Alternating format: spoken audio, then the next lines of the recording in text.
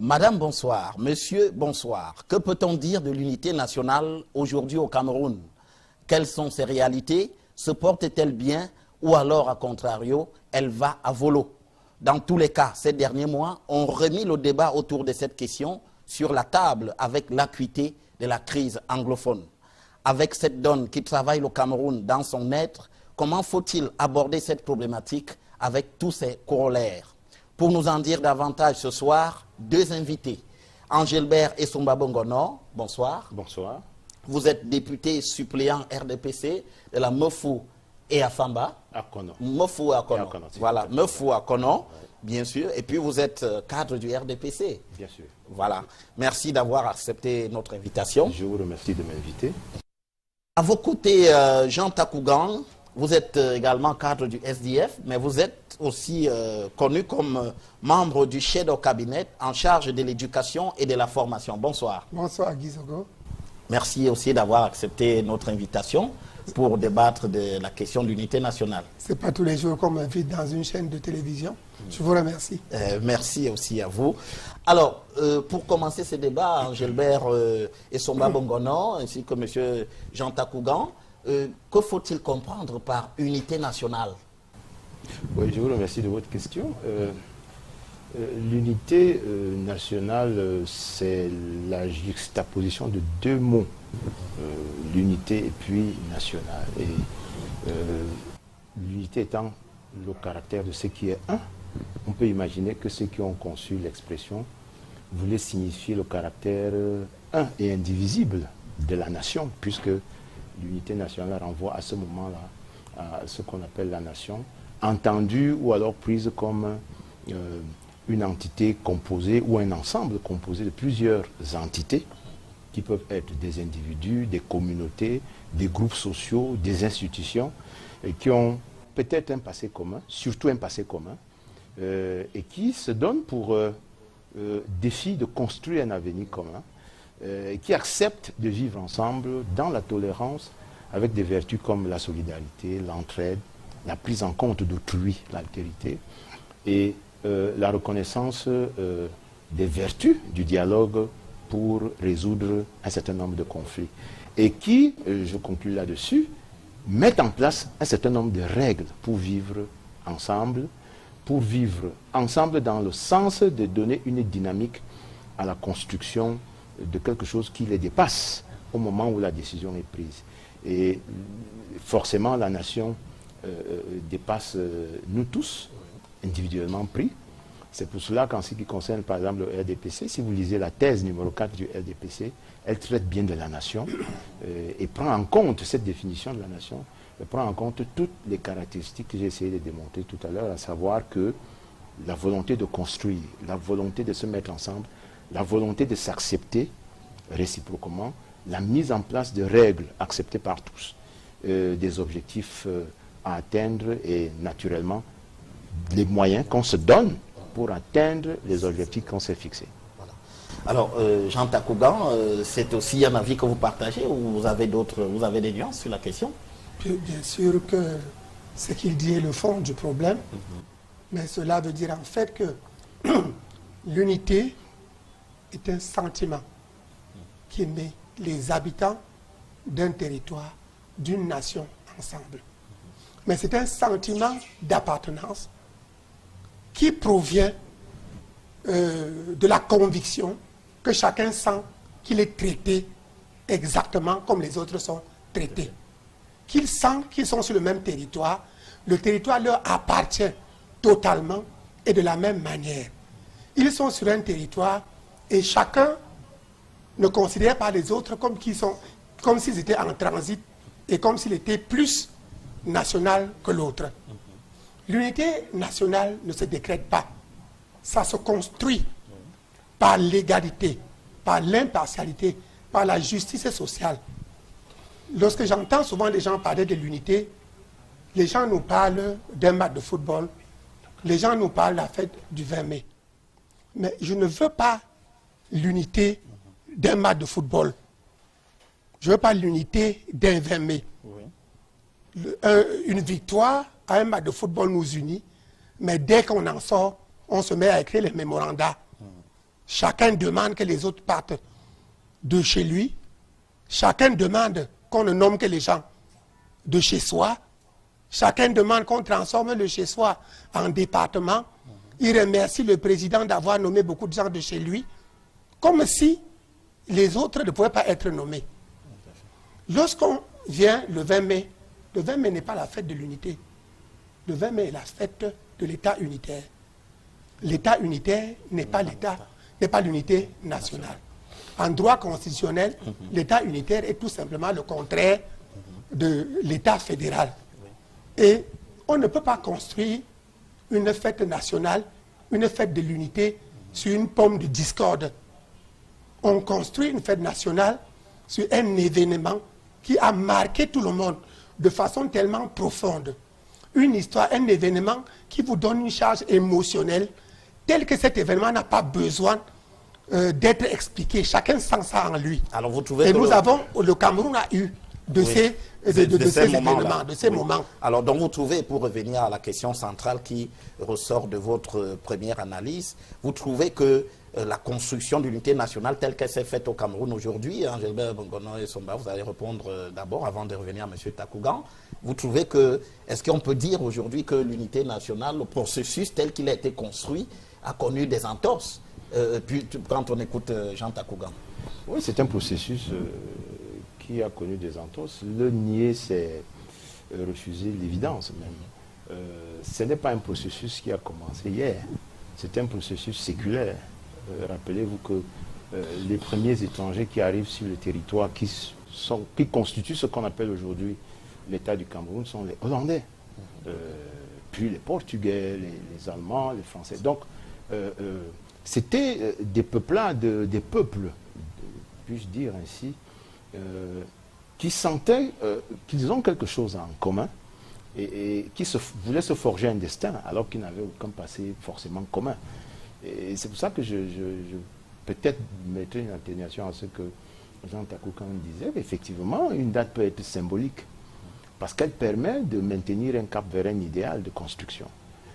Une date peut également être un grand moment du passé ou alors un grand moment du présent qu'on veut célébrer chaque fois que on sent que les énergies s'émoussent ou bien que certains ne sont plus tout à fait sur la direction que nous sommes tous fixés, vers laquelle nous essayons de construire toutes et faire conjuguer toutes les énergies. Donc la Constitution nationale a donc connu toutes les longues péripéties séculaires qui arrivent jusqu'à ce que vous appelez aujourd'hui la crise anglophone, qui est en fait une crise qui n'est pas forcément une crise d'identité, mais qui est une manifestation, une expression.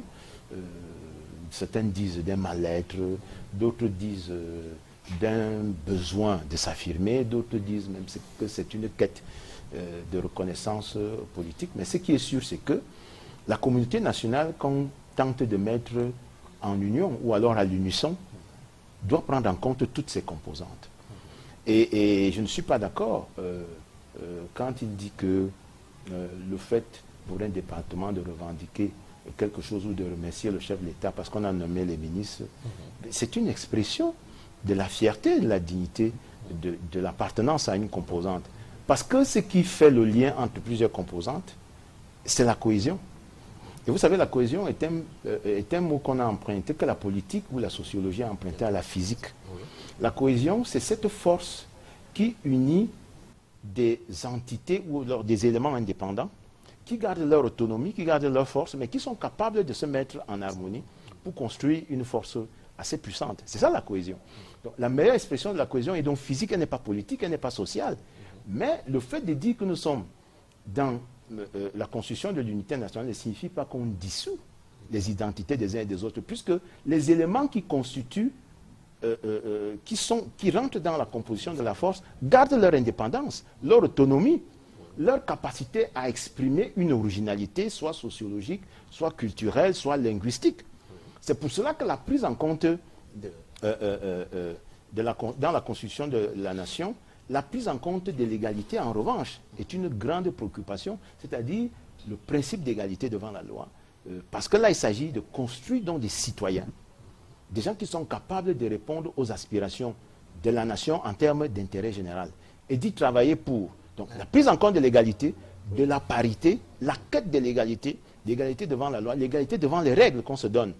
Donc, c'est des choses qui n'ont peut-être pas beaucoup de signification au quotidien, mais vous ne pouvez pas imaginer ce que peuvent ressentir ceux qui sont frustrés devant l'égalité d'accès, par exemple, à un service public et qui n'arrivent pas à voir la matérialité de cette égalité Mais est-ce que au dans le cadre quotidien. de la crise anglophone dont nous parlons, et au sujet de laquelle vous venez aussi de vous exprimer, est-ce qu'il n'y a pas lieu de penser que nos frères anglophones expriment leur particularité expriment comme leur vous. particularité, Oui, leur ou alors particularité, comme vous Bien dites. sûr, mais estiment aussi qu'ils n'ont pas forcément bénéficié vous de cette confirmez ce que égalité. j'ai dit. Absolument. D'autant plus que la Constitution consacre l'égal usage ou l'égalité des deux langues. Du coup, lorsqu'une langue est plus utilisée que l'autre, à tout le moins dans le champ public, il y a un problème de préoccupation, une préoccupation qui doit interpeller tout le monde. Mais nous avons un souci au Cameroun, et là vraiment je vous le dis de façon tout à fait sincère, nous avons deux formes d'expression sur le champ public par rapport à ces questions. Vous imaginez les élites intellectuelles, parce que très souvent on oppose donc de façon très populiste, hein, c'est une présentation populiste des affaires, les difficultés des uns sont créées par l'élite. Donc la population qui a des difficultés, le peuple qui souffre, qui n'accède pas à l'eau potable, à l'électricité, C'est à cause des élites. des élites. C'est une présentation populiste qui a pour but de dire quoi? De dire que si vous avez des problèmes, donc si la langue anglaise N'est pas utilisée, Ah. est sous-utilisée. est sous-utilisée et dans une situation de déficit d'utilisation, y compris officielle, c'est à cause des élites. Et la source de tous les problèmes viendrait donc des élites. Mais il y a une façon aussi pour les élites, et c'est là l'une des sources du problème anglophone, c'est-à-dire un problème est posé, les gens, au début, le problème est anodin, parce que cette question de la langue, l'égalité entre les deux langues, c'est une question anodine. Moi, je vous parle en tant qu'ancien élève du lycée bilingue, où on nous enseignait, en 1977, lorsque le président inaugure cette école, qui se trouve à Essos aujourd'hui, on enseignait l'anglais, le français, l'espagnol. Indifféremment. Le professeur venait s'exprimer dans une langue. Ça a duré un seul trimestre. Un seul trimestre. Eh oui, un seul trimestre. Le trimestre d'après, on a juxtaposé deux lycées, un lycée anglophone et un lycée francophone. D'ailleurs, on avait à l'époque l'un des meilleurs laboratoires de langue, c'est-à-dire où on allait perfectionner dans notre langue. Moi, je me souviens que j'ai fait des cours d'histoire et géographie en anglais, des cours de physique en anglais. Donc, nous sommes donc dans une situation où on constate un déficit en ce qui concerne l'usage de la langue anglaise, sans qu'on altère le principe d'égalité qui est consacré par la Constitution.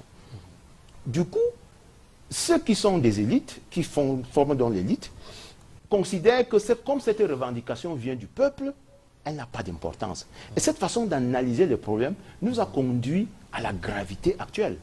Parce que si, petit à petit, on avait pris à cœur ces questions dans les lycées, dans les services publics, dans un certain nombre de services où les gens sentaient la frustration de vouloir s'exprimer en anglais sans qu'ils aient pu le faire, je crois qu'on ne serait peut-être pas dans une crise d'une même ampleur. Jean Takouga, Oui. votre réponse à cela? Non, je suis content qu'il soit revenu sur ce problème, mais je dois dire que le problème d'unité dont on parle au Cameroun n'est pas seulement une question d'unité anglophone, francophone. C'est l'unité du Cameroun. Absolument. C'est-à-dire qu'au-delà Je dis que c'est un sentiment tout à fait. d'appartenance de fait. tout le monde. Parce qu'il ne faut pas que parce que le problème anglophone est arrivé, à chaque fois qu'on nous donne l'impression que si on supprimait les anglophones, nous on serait unis. Non. Si on supprimait les anglophones, on ne serait pas unis. Tout à fait. Et c'est ça qui fait que beaucoup de gens pensent que le problème de fédéralisme que les gens posent s'oppose à l'unité. Absolument. Le fédéralisme n'a rien à voir avec l'unité. Les pays fédéraux ne sont pas désunis. Ah oui, c'est une question Les centrale pays fédéraux ne sont pas désunis. que nous n'allons pas éluder Voilà. dans ce débat. Parce puisque- que on se rend compte que c'est parce que les gens veulent à tout prix forcer des États unitaires qu'on crée les désunions et qu'on crée des problèmes. Le Cameroun a son problème anglophone. Le Sénégal a son problème casamançais. Le Maroc a son problème sahraoui. La France a son problème breton ou basque.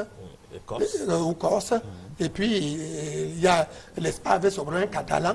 Mais nous nous rendons compte que les pays fédéraux gèrent mieux leur division, pas parce qu'ils n'en ont pas. Hein, pas parce qu'ils n'en ont pas, mais comme c'est le fédéralisme, à chaque fois, on vous laisse les coudées franches pour gérer certaines choses et vous résolvez vos problèmes vous-même. Si je vous rappelle qu'en Alsace-Lorraine, on leur a laissé des pans de droit. En France? Oui, des pans de droit allemands. Parce que l'Alsace-Lorraine est allée. La frontière avec non seulement la frontière, ils ont été quelquefois annexés par l'Allemagne, ils sont revenus à la France, puis ils sont 1870. partis. Oui. Et maintenant, le droit foncier en Alsace-Lorraine, ce n'est pas la même chose que partout en France. Même la Cour de justice là-bas a certaines nuances. Oui, on leur laisse un peu ça, mais sans prendre le fond de la souveraineté et de l'unicité de la France. Voilà. Je suis d'accord avec lui, mais quand il me dit que lorsque des gens exaltent, quand on les nomme, ils rentrent chez eux, c'est exalter des particularités, ils sont contents. Mais, et puis après, il dit que mais lorsqu'on exprime ça, ça peut amener les gens aussi à réveiller leur frustration. Quand, par exemple, je regarde un département, comme un département dans lequel j'ai enseigné dans le temps, dans le sud, un arrondissement qui a 3 ministres. Et je me rends compte que sur l'arrondissement de Bamendjou, qui n'a jamais eu un seul ministre. Quand on nomme un ministre qui n'est pas un maire, qui n'est pas un député d'une circonscription, qui court chez lui, d'abord fêter et remercier le chef d'État avant de venir. Ce que j'ai dans ma tête, c'est qu'il n'est pas le ministre de la République, mais il est le ministre de son village. Et c'est la philosophie qu'on donne. De telle sorte que, demain on va nommer Angèle Baird, que je connais très bien, ministre de Finances, je sais ce qu'il vaut en finance. Au lieu de dire que est-ce qu'il est fort en finance, ma première question va être de demander qu'il est de quel village. Alors que moi, je suis convaincu que si, au fond de moi, si tous les mots comme moi, et on nomme tous les ministres camerounais qui sont d'un même village, qui sont les enfants d'une même mère, et puis 3 mois après, on triple le salaire des Camerounais, je ne vois pas un Camerounais qui va se lever pour demander qu'il est de quel village. C'est quand le travail est mal fait qu'on cherche celui qui l'a fait. D'après moi, si le travail est très bien fait, on ne regarde pas celui qui l'a bien fait. Je reviens toujours sur cette image. En 1990, nous sommes allés à la Coupe du Monde. On est arrivé en quart de finale. Il y avait 9 bassas sur le stade et 2 sur le banc de touche. Sur le terrain, il y avait 2 enfants, la même mère. Mais comme on jouait tellement bien, Mambi et Canabi, on jouait tellement bien, et on avançait. Personne n'a jamais dit que les Bassas sont arrivés en quart de finale. Si un Bassa avait dit que les Bassas sont arrivés en quart de finale, on l'aurait lynché. Tout le monde était content de dire que les Camerounais sont arrivés, que le Cameroun est arrivé en quart de finale. Même pas les Camerounais, le Cameroun, parce que c'est plus noble encore. De dire le Cameroun. Oui, est arrivé en quart de finale. On aurait dû partir de là-bas pour éviter certaines choses. Parce que quand on parle de l'union et de l'indivisibilité, ce n'est pas seulement l'union et l'indivisibilité du territoire. C'est aussi l'union et l'indivisibilité de la population, du peuple souverain qui est dispensateur du pouvoir. Lorsque moi je rate un concours, pas parce que j'ai la sous-moyenne, mais parce que je suis originaire d'une tribu, je vois que c'est la tribu qui me pénalise. Et je me sens beaucoup plus de cette tribu que Camerounais. Et puis, lorsqu'on pratique des choses comme ça, ça donne aussi ton pourcentage de patriotisme. Lorsque on divise... Vous parlez de l'équilibre régional. Oui. Oui. Lorsqu'on baisse les salaires dans un même pays, on baisse mon salaire à 115%. On baisse le salaire de l'autre à 5%, à 10%. Et on ne baisse rien aux autres, qui sont des Camerounais comme moi. On est en train de diviser le pourcentage du patriotisme, de l'unité et de la communauté de chacun. Quand on a baissé mon salaire de 75%, alors quand on augmentait le salaire, on augmentait le même pourcentage pour tout le monde. Et un jour, lorsqu'il faut baisser, on ne baisse pas de la même manière. Il y a d'autres, on ne leur baisse même rien. Et nous continuons à être des Camerounais. Ça, ce n'est pas l'unité du Cameroun. Voilà. Donc, il faudrait très bien que si nous devons rester ici, qu'on sache exactement comment il faut amener les gens. Et je suis content, il a dit que le Cameroun, dans sa construction de l'unité, est allé. Mais nous pouvons, lorsqu'on regarde le derrière, c'est pour mieux arranger l'avenir. Ce n'est pas nécessairement parce qu'il faut remettre tout verser avant de reprendre. Mais ma mère m'avait dit que lorsqu'on cultive, on n'enterre pas les cailloux. Parce que si tu enterres le caillou, l'année suivante, ça va casser là-haut. Oui, Lorsqu'on cultive, lorsqu'on voit les cailloux, on les sort, on range d'un côté. De telle sorte que quand l'année suivante, quand on cultive, on voit là où il y a l'état de cailloux et on les évite. Et on avance. Dans la construction de l'unité, par exemple, on a pris une date. Oui. La date aurait pu passer inaperçue. Oui. Mais cette date aussi doit rappeler une histoire. Lorsqu'on va, par exemple, prendre le 20 mai, qui devient la République du Cameroun. La République unie du Cameroun. Oui, on prend la République unie du Cameroun, on enlève unie pour laisser la République du Cameroun. Tout à fait. C'est-à-dire qu'on efface totalement l'histoire du passé. Oui. Bon, les autres qui étaient là savent qu'ils ont été, comment dirais-je, avalés, phagocytés. Or, comment ils expliquent? Ils expliquent que au début, lorsque nous sommes un couple, nous avons voulu nous marier. Tout à fait. D'un côté, je m'appelais Southern Cameroons. De l'autre côté, tu t'appelais la République du Cameroun. Nous avons dit que maintenant qu'on va se marier, tu laisses ton nom Southern Cameroons et tu t'appelles Cameroun occidental. Toi, tu laisses ton nom la République du Cameroun et tu t'appelles Cameroun occidental. Un bon matin, je me lève, toi, tu as décidé de t'appeler la République du Cameroun. Le nom que tu avais avant que nous nous décidions de nous marier. Je sens que c'est toi qui as divorcé. Bon, comme tu as repris ton nom d'avant le mariage, je me sens aussi obligé de reprendre mon nom. Oui. Maintenant que tu t'appelles la République, je vais aussi m'appeler Southern Cameroons. Et quand on part de là-bas, on pose certains problèmes. Et c'est des petits problèmes qui au début n'étaient que des prétextes. Mais c'est parti de ce que je dis là. Donc, mais attends, quand il pose les petits problèmes là, si on avait résolu ces problèmes dès le départ, on n'aurait pas eu, il n'y aurait pas eu de difficultés. Mais qu'est-ce qu'on fait? On prend avec l'arrogance. On dit traduisez les traités au HADA. On leur dit qu'on ne traduit pas. Les gens descendent dans la rue, on les tape. 3 jours après, on prend, on dit que voici, on a traduit.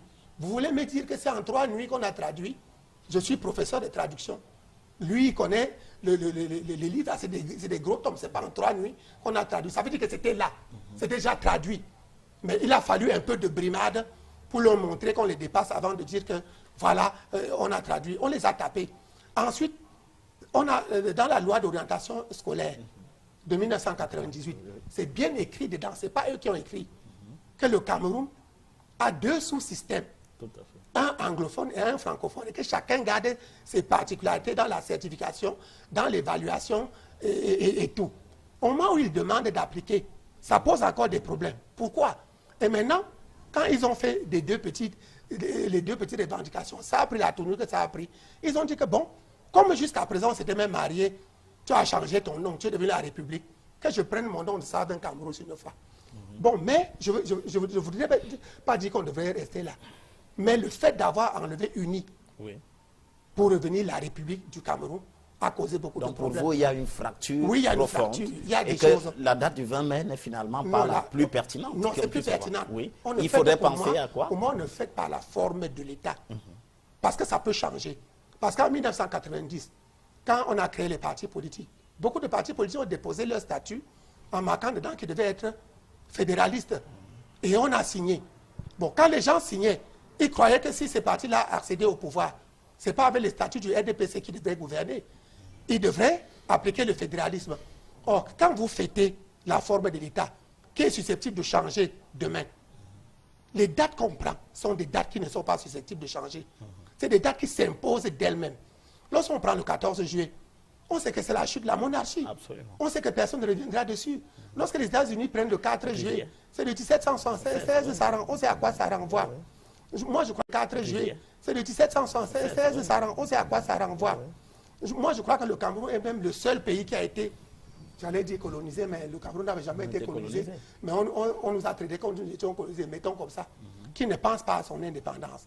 Or, moi, j'aurais bien pensé que on peut prendre le 1er janvier. 1960. Moi, j'ai défilé le 1er janvier, j'ai défilé le 1er octobre. En ce moment-là, ça faisait un consensus. On fêtait les deux et les gens se trouvaient inclus dans les deux. Mais si on progresse, on aurait bien pu dire que le 1er janvier, c'est l'indépendance de la première partie du Cameroun. Et comme nous, on tient tant à notre grand Cameroun, le 1er octobre, c'est l'indépendance et la réunification avec les deux. Ça fait donc l'indépendance totale du Cameroun.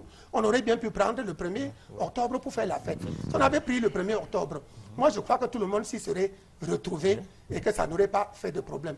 Parce que pour moi, j'ai écrit longuement dessus que le 20 mai est une escroquerie historico-politique et que ça ne renvoie à rien. Ça n'a aucune charge émotionnelle. Pour les gens qui ont mon âge, qui ont son âge, qui avons marché le 1er janvier et le 1er octobre, nous ne savons pas à quoi nous renvoie le 20 mai. Et le 20 mai pour les autres est une pomme de discorde. Parce qu'eux se rappellent que dans la constitution du 1er septembre 1961, c'était l'article 47 stipulait très bien que si on touche à la constitution n'importe comment, on ne doit pas revenir sur la forme fédérale. On ne revient pas sur la forme fédérale de l'État. Voilà. Donc, lorsqu'à chaque fois vous revenez là, après avoir enlevé le mot uni, vous tournez le couteau dans la plaie, comme quand il se réjouit que son arrondissement a 3 ministres, et que je sais que mon arrondissement, depuis 60 ans, n'a jamais rien eu. Il tourne le couteau dans la plaie, et je ne me sens pas uni avec lui. Nous ne nous sentons pas ensemble. Bien, M. Takougan, merci. Angelbert Bongono et Somba Bongono, voilà. Sur cette question, moi, je retiens de tout ce que M. Takougan a dit. Je vois d'abord un mélange de beaucoup de choses, parce que il y a une lecture tantôt, j'allais dire juridiste, juridiciste de la Constitution. trop attaché à... Il y a également une lecture politique de la Constitution. Et, la Constitution est automatiquement politique. Et je lui dis que même le 14 juillet ne fait pas consensus, parce que... En France oui, ceux qui étaient attachés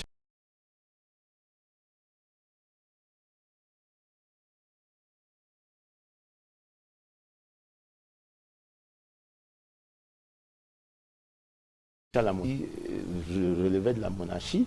La preuve, c'est que certaines entités se sont construites autour de la France sous la forme monarchique, tout à fait. Précisément, l'Espagne, Monaco et autres, précisément parce que ils ne se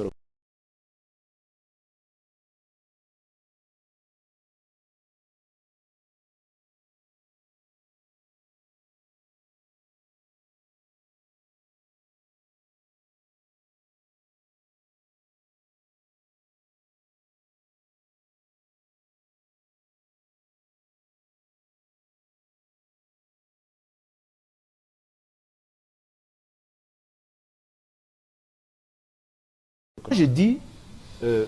Takougan montre tout simplement que dans le SDF, on a précisément politisé les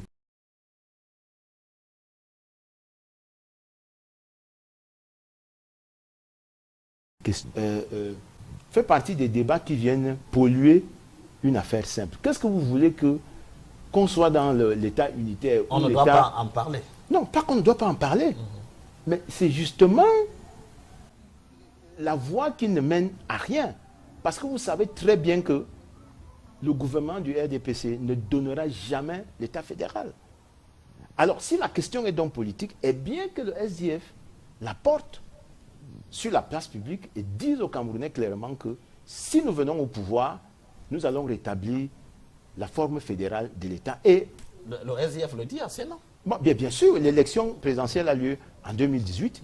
Si le SDF la gagne, à ce moment-là, le SDF est libre de revenir sur la forme de l'État, y compris sur la date. Mais ne demandez pas à un gouvernement qui n'a pas ça dans son programme et qui n'a même pas ça dans sa vision, ni à court terme, ni à long terme, de le faire. Moi, je vous dis là-dessus, vraiment, c'est un débat, nous pouvons tourner toute la semaine. Mais qu'est-ce que le RDPC a finalement contre la forme... Le RDPC n'a rien...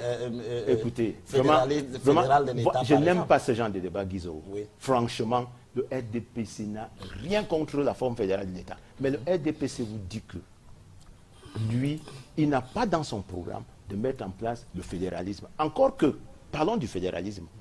Vous pensez vraiment que le fédéralisme au Cameroun aujourd'hui va se réduire à la description, j'allais dire, prosaïque que vient de faire M. Takougan?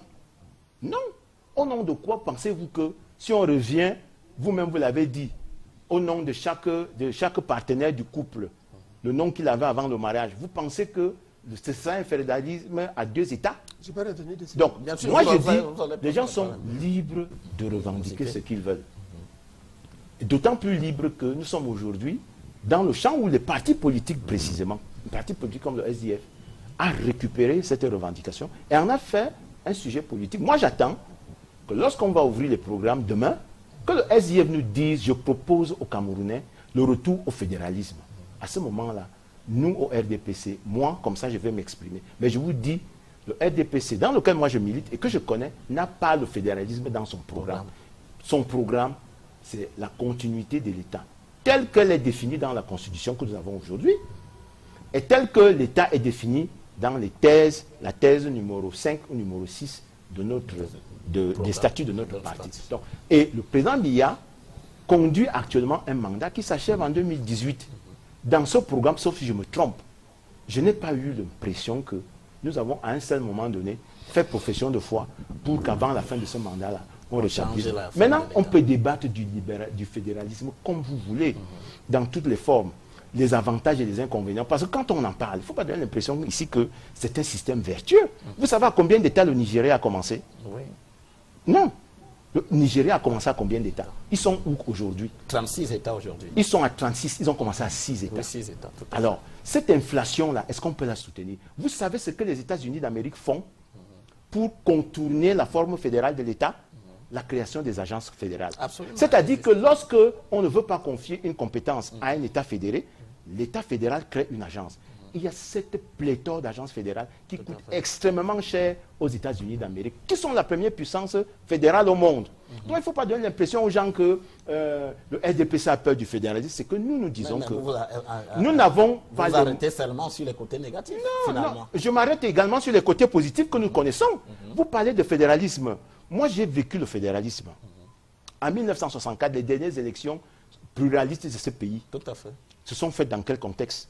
Dans un contexte fédéral. Ne nous parlez pas du fédéralisme comme d'un idéal, quelque chose d'absolu qui viendra régler nos problèmes. On avait d'immenses problèmes dans notre pratique du fédéralisme. Et moi, je n'ai pas l'impression que les Camerounais, en tout cas ceux que j'ai consultés et ceux que je connais, non, je n'ai pas l'impression qu'ils veulent forcément revenir à cette forme de fédéralisme. Et d'autant plus qu'aujourd'hui, une autre forme de revendication est apparue et qui est légitime. C'est que si on fait donc le fédéralisme, tant qu'à le faire, faisons-le, mais ce ne sera pas un fédéralisme à 2 États. À 2 États comme certains pensent le faire aujourd'hui. Donc moi je voudrais revenir sur un certain nombre de sujets qui ont été évoqués et qui ne sont pas mauvais, qui sont dans le débat, mais qui, pour moi, ne doivent pas faire l'objet de contestation au sens forcément mobilisateur des opinions. Chacun est libre de s'exprimer. Et moi je dis que si vous avez l'impression qu'une administration a baissé votre salaire et que le salaire de votre collègue... Du fait de votre origine ou votre appartenance? Non, c'est pas ça. Ah oui, d'accord. Oui. Lorsque tous les Camerounais contribuent... Qu'en violation du principe d'égalité, voilà. En violation du principe d'égalité, une administration vous a frustré, mais si vous cessez la justice. C'est pour cela que l'un des leviers, l'un des maillons essentiels dans le processus de construction d'une nation unie est la justice. Tant qu'il y a une impression de... En fait, les peuples ont besoin de quoi? De justice. Les peuples n'ont pas besoin de faveur, M. Takougan. Les peuples n'ont pas besoin qu'on pleurniche sur leur sort. Les Camerounais aujourd'hui, que ce soit ceux qui ont posé un certain nombre de problèmes dans les zones anglophones, ils avaient besoin de justice, que de façon juste, la société reconnaisse qu'ils ont posé un problème qui existe et qui a des solutions et que nos textes et nos lois permettent qu'on apporte des solutions à ces problèmes. Les Camerounais... qui n'a pas bien compris. Non, j'ai très bien compris. Je suis en train de te dire que ce que les Camerounais qui nous regardent demandent aujourd'hui, ce n'est pas qu'on vient leur dire aujourd'hui ce que c'est que l'unité. Encore que modestement, je n'ai pas l'impression que je maîtrise l'unité nationale telle qu'elle est vécue par chacun des Camerounais qui nous regardent. Donc il faut un peu d'humilité parfois et ne pas donner l'impression que vous avez le monopole de la vertu parce que vous revendiquez le fédéralisme et tout le reste et que vous pensez que ceux qui disent le contraire. Non, ceux qui le veulent même vont aller fêter ce qu'ils croient être une date importante pour leur unité sont des cons, M. Takougan. Prenez au sérieux cela aussi. Parce qu'ils sont en très grand nombre au Cameroun. Et je n'ai pas l'impression qu'on les tire forcément en les chicotant. Et qu'ils sont attachés sur une corde et que s'ils ne viennent pas, on va sévèrement les sanctionner le lendemain. Non. Il y a des Camerounais qui profondément, dans leur chair et dans leur sang, croient et ils sont fortement légitimés dans cette croyance que le 20 mai est une date importante dans la construction d'un État et d'une nation unie. Maintenant, si on a des arguments contre, eh bien développons-les et disqualifions cette date sans donner l'impression que ceux qui sont contre sont plus intelligents ou plus savants que ceux qui sont pour. Moi, je vais défiler demain. Personne ne l'a dit. Moi, j'irai au défilé demain. Personne ne l'a dit. Cette levée de Je comprends cette levée de bouclier. Et ce que moi, je veux dire à monsieur... Personne ne l'a dit. Ce que je veux dire à Cette monsieur... levée de bouclier contre le fait que le SDF ne prenne pas part Voilà. au défilé. Non, parce que les intolérants sont que de l'autre côté. Je comprends la levée de bouclier. Les intolérants sont de l'autre côté. Parce que j'aimerais quand même que M. Takougan dise à ceux qui nous regardent que vraiment, du fond du cœur du militant du SDF qu'il a, qu'il nous rassure que M. Mbandam, vice-président, membre du bureau de l'Assemblée nationale, avant de prendre cette décision, a renoncé aux gendarmes qui assurent sa sécurité et qui est payé par les impôts du Cameroun uni. Qu'il a renoncé aux véhicules de fonction, qui a renoncé à tout ce que la République unie lui donne. Le jour du 20 mai, avant le 20 mai et après le 20 mai. Je voudrais qu'il nous donne la garantie que dans le budget de la commune de Douala 3e, où trône un maire SDF, qu'on n'a pas voté cette année sur la ligne des fêtes et des cérémonies, une dotation pour la fête nationale. Et que cette dotation n'a pas été débloquée cette semaine en vue de participer. Parce que ça ne sert à rien de venir dire aux gens que nous, on ne défile pas parce qu'on est du SDF. Alors que, en arrière-boutique, n'est-ce pas, le maire débloque quand même sa contribution à la fête nationale dans le Vouri, parce que toutes les communes du Vouri participent à une cagnotte qui est gérée par Vous dites que c'est quoi, c'est un détournement? Non, je ne dis pas que c'est un détournement. Je dis seulement que ce sera dire une chose et pratiquer son contraire dans les faits.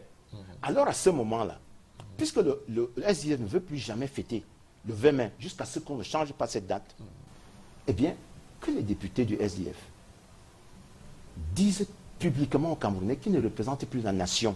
Parce que cette nation-là, celle que nous défendons, trouve son fondement dans la Constitution qui consacre l'unité de la nation. À ce moment-là donc, ils démissionnent, ils disent nous ne représentons plus cette nation, nous représentons le SDF, nous remettons l'écharpe de la nation. Parce que c'est de ça qu'il s'agit aussi. Oui. Donc ça ne sert à rien de nous dire dans une position qui, pour moi au demeurant, est légitime. Hein. N'oubliez pas que le SDF a été le premier parti qui a récupéré politiquement cette revendication, qui s'est exprimée dans les zones anglophones. Le SDF est donc fondé à aller jusqu'au bout de cette logique. Le SDF est cohérent? Il est cohérent. Parce que c'est la condition de survie du SDF. Et souvenez-vous quand même que le SDF est coutumier des boycotts. Imaginez l'immense désespoir que le SDF a créé dans le cœur des Camerounais en 92 en boycottant les élections législatives. Vous imaginez ça? La seule occasion que l'opposition camerounaise a manqué de prendre le pouvoir parce que le SDF a boycotté. Alors, donc, moi je dis, le boycott est dans les habitudes. Oui. Et les habitudes politiques du SDF. Parfois ça marche, parfois ça ne marche pas. Mais j'ai l'impression que cette fois-ci, ce boycott n'est pas très populaire. Il est impopulaire. Oui, bien sûr. Je reviens au départ là maintenant. D'abord sur la forme de l'État fédéral. Je reviens depuis le départ. Oui. Quand j'ai parlé de la fête, oui. Il m'a dit qu'il y a les royalistes qui ont créé, tout autour qui ont créé les royaumes. Les entités, oui. Monaco. Seulement, ce qu'il ne dit pas et qu'il garde, et que quand ils ont créé des royaumes, c'était des royaumes républicains, où on avait bien décidé que le roi ou la reine règne, mais ne gouverne pas. Et on mettait un premier ministre qui était totalement républicain et qui marchait exactement comme la République doit marcher. Et c'est ça qu'on appelle les aménagements. Donc personne ne revendique que je vais être le roi ici et transformer tout le monde en sujet. Je pars. Maintenant, mais vous savez attendez, vous avez parlé longtemps, pardon, vous avez parlé longtemps. Je reviens maintenant, il me dit que personne ne peut croire. Le SDF a récupéré. Et est-ce qu'il peut croire qu'on peut revenir à un fédéralisme à 2 États? Le SDF n'a jamais, dans ses statuts, dit qu'il voulait un fédéralisme à 2 États. Jamais. Prenez nos statuts, vous le lisez. Nous, on a dit que si on accepte le fédéralisme, ce n'est pas le SDF qui va imposer. On va aller devant le peuple et le peuple va décider si c'est un fédéralisme à 10 États ou pas. C'est de ça qu'il est question. C'est bien malin là. C'est pas bien malin, c'est écrit depuis, c'est pas aujourd'hui qu'on écrit. Ce n'est pas aujourd'hui qu'on écrit. Maintenant, le boycott du SDF n'est pas populaire. Mais c'est une affaire de souveraineté. Nous avons notre parti, nous décidons. Les gens oublient qu'il y a des années, si on nous a empêché de défiler le 20 mai. On nous a empêché de défiler le 20 mai à Sambima. On nous a empêché de défiler le 20 mai à Yokadoua. On a empêché Kawala de défiler le 20 mai ici à Yaoundé. Mais pourquoi est-ce que, quand ça les arrange, ils vous empêchent de défiler? Quand vous-même, vous décidez de défiler, ça fait tout un problème. Maintenant, il y a les petites manipulations. Regardez le grand boycott de 1992 qui a privé l'opposition. L'opposition camerounaise est allée aux élections en 1992. Elle avait la majorité absolue à l'Assemblée. Il y avait la majorité. Absolue. Absolue. L'opposition n'est pas le SDF. L'opposition, c'est l'opposition. Et l'opposition avait la majorité. Le problème du SDF était quoi dedans? Vous croyez que si le SDF était parti aux élections, il aurait eu 95 députés? Jamais. Il n'aurait pas eu 95. Il aurait eu des députés, les autres en auraient eu. Or, ceux qui ont vendu, qui ont eu la majorité et qui ont vendu, ne lui auraient pas vendu parce qu'il n'avait pas l'argent. D'un de deux, c'est bien malin de dire qu'il a trahi l'opposition. Après, il est reparti aux élections, il a gagné. Qu'est-ce qu'est devenu la présidentielle qu'il a gagné après? Est-ce qu'il avait boycotté la présidentielle? Et ce que les gens ne savent pas, et ne le disent pas, ou ils savent, ne le disent pas, c'est pas le SDF qui boycottait. C'est l'Union pour le changement qui soutenait le SDF, qui avait dit qu'on ne part pas aux élections. Or, qu'est-ce qu'on a fait? On a fait ce qu'on fait d'habitude. Le président de la République a sorti 500 millions de francs. On ne sait d'où ça sortait, pour dire que ceux qui partent aux élections viennent prendre l'argent. En ce moment-là, il n'y avait pas de budget pour le financement des partis politiques. Ce n'est arrivé qu'en 2000. Il a sorti 500 millions. Il ne nous a jamais dit qui lui avait permis de sortir 500 millions, sur quelle ligne budgétaire il avait pris, comment il avait géré, quels étaient les critères de partage. Les gens ont vu l'argent, sont allés sans plus rien nous dire. Ils ont gagné et sont venus lui revendre. Vous comprenez? Si nous, l'Union pour le changement, nous reprochait d'avoir boycotté l'élection législative, elle ne nous aurait pas soutenus à la présidentielle. Donc nous étions dans notre ligne. Vous comprenez? Tout à fait. Et nous, on part. Maintenant, on parle du fédéralisme. Oui. Est-ce que vous comprenez les critiques qu'il développe contre le fédéralisme est une étape de la décentralisation. Oui. Ne l'oublions pas. C'est la décentralisation. Le SDF n'a jamais prononcé le mot sécession. Jamais. Et de deux. Qu'est devenue la décentralisation depuis 22 ans? Vous ne voulez pas le fédéralisme. Vous ne voulez pas la décentralisation. Maintenant, pour tromper les gens, vous dites que la province est devenue région. Et vous nommez le gouverneur. Vous avez les communes qui sont les collectivités territoriales décentralisées. Vous nommez le délégué du gouvernement qui trône sur la tête des élus. Même les maires RDPC ne sont pas contents d'être gérés par un délégué du gouvernement. Parce que le délégué du gouvernement n'a même pas de territoire. Ici, il n'a pas de territoire. Yaoundé a 7 arrondissements et a 7 mairies. Chaque mairie a son territoire. Et le territoire du délégué du gouvernement, c'est le tout, alors qu'il n'a rien gagné.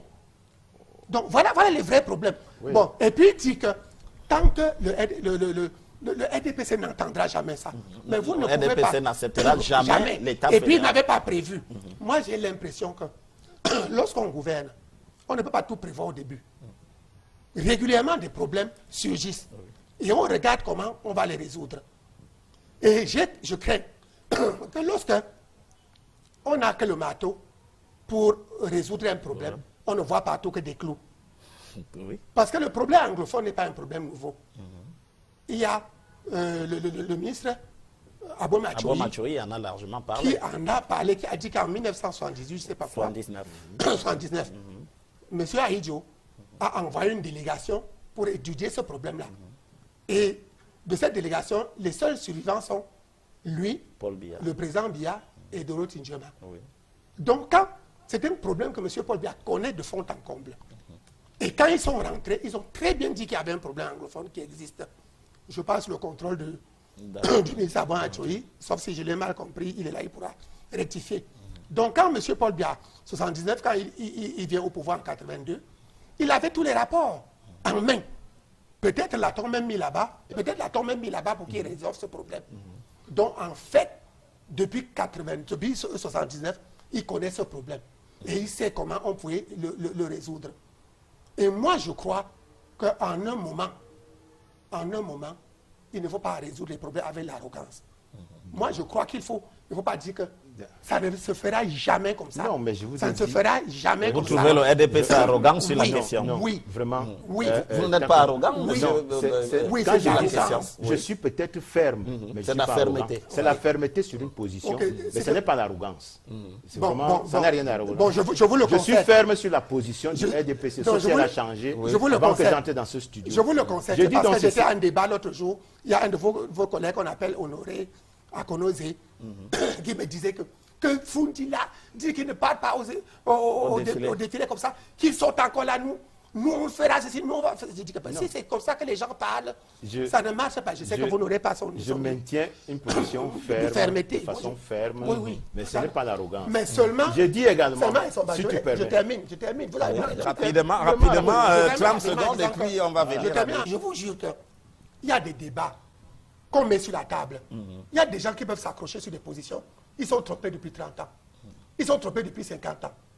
Mais lorsqu'on se met autour d'une table et on discute fermement, s'ils sont venus étant de bonne foi, Ils peuvent ils changer peuvent, d'avis. oui, bien sûr, Non. ils peuvent reconnaître Forcément. qu'ils se sont trompés. Forcément. Mais quand des gens disent qu'il y a des sujets tabous, Non.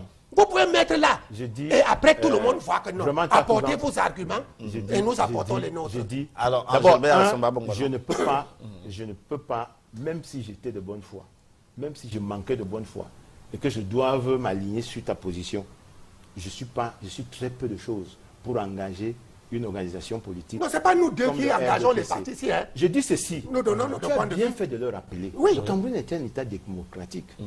Consultons le peuple. Oui. Et consultons le peuple, ça veut dire que vous, au SDF, qui portez donc déjà ces problèmes de façon politique, ben, allons devant les électeurs. Dites aux électeurs que si nous sommes élus, voilà ce que nous allons faire du fédéralisme, voilà ce que nous allons faire de la question anglophone.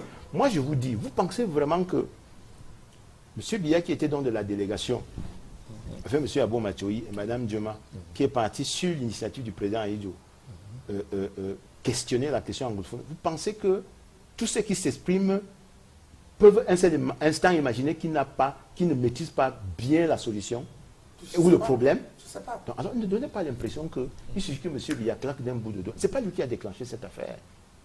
Vous-même, vous venez de montrer qu'avant même qu'il prenne le pouvoir, c'est-à-dire en 78, 79, la question se posait déjà. Elle s'est toujours posée. Et vous avez bien fait de rappeler également, dans un certain nombre de pays, des questions comme ça qui existent, mais qui n'empêchent pas que la constitution de l'unité nationale continue. Vous avez rappelé la question corse en France, la question du territoire de Barcelone en Espagne. Vous avez la Catalogne, vous avez rappelé la question casamançaise au Sénégal. Vous pensez que c'est parce qu'il y a un problème en Casamance que le Sénégal arrête la marche vers la constitution d'un État unitaire ou d'une nation consolidée? Moi, j'ai dit que cette question nous donne la chance de pouvoir dire que nous ne ferons ni l'économie des moyens, ni l'économie du temps que les autres ont mis pour constituer des nations. Regardez aujourd'hui, on ne se querelle plus peut-être dans les grandes démocraties comme la France. On ne se querelle plus sur la question des tribus ou des origines territoriales. Mais on se querelle sur la question des partis. Et le SDF nous montre ici que le Cameroun est tout petit par rapport à leur parti. Parce qu'eux, ils ont décidé souverainement. Donc, le Cameroun, on peut toujours s'en passer. Qu'il fasse sa marche vers l'unité, c'est leur son problème. Nous, en SDF, on reste ce qu'on est. Et les statuts du SDF sont supérieurs à la constitution du Cameroun. J'ai dit une chose ici. Moi, je dis... Laisse-moi continuer. Vous terminez et puis il Laisse-moi continuer notre éclairage. On parlait de communauté urbaine. Est-ce que tu sais que la loi de 2004 sur les communes, c'est là dans la loi de 2004, de juillet 2004, sur les communes que se trouvent les dispositions de régime spécial des communautés urbaines. Ça veut dire qu'une communauté n'existe que s'il y a des communes. La communauté n'a pas besoin d'avoir son territoire. Elle a déjà le territoire de chacune des communes. Et je vais te dire que le conseil de communauté qui fonde les décisions du délégué du gouvernement est un organe qui est constitué des représentants des communes d'arrondissement qui eux sont élus et procèdent et prennent les décisions par délibération. Donc, et les compétences sont bien définies par la loi. C'est-à-dire qu'à l'intérieur de la loi, je demande à tous ceux qui nous regardent de consulter la loi de juillet 2004 sur les communes. Et ils verront que les dispositions qui concernent la communauté urbaine sont des dispositions spéciales, accessoires. Je dirais même transitoires. Parce que les deux grandes entités qui constituent la décentralisation au Cameroun, c'est les communes et les régions. La Constitution est claire là-dessus. C'est pour cela que le législateur prend la peine, en ce qui concerne les communautés urbaines, d'insérer les dispositions qui les concernent dans la loi sur les communes. Et tu as soulevé un autre problème. Vraiment, il ne faut pas...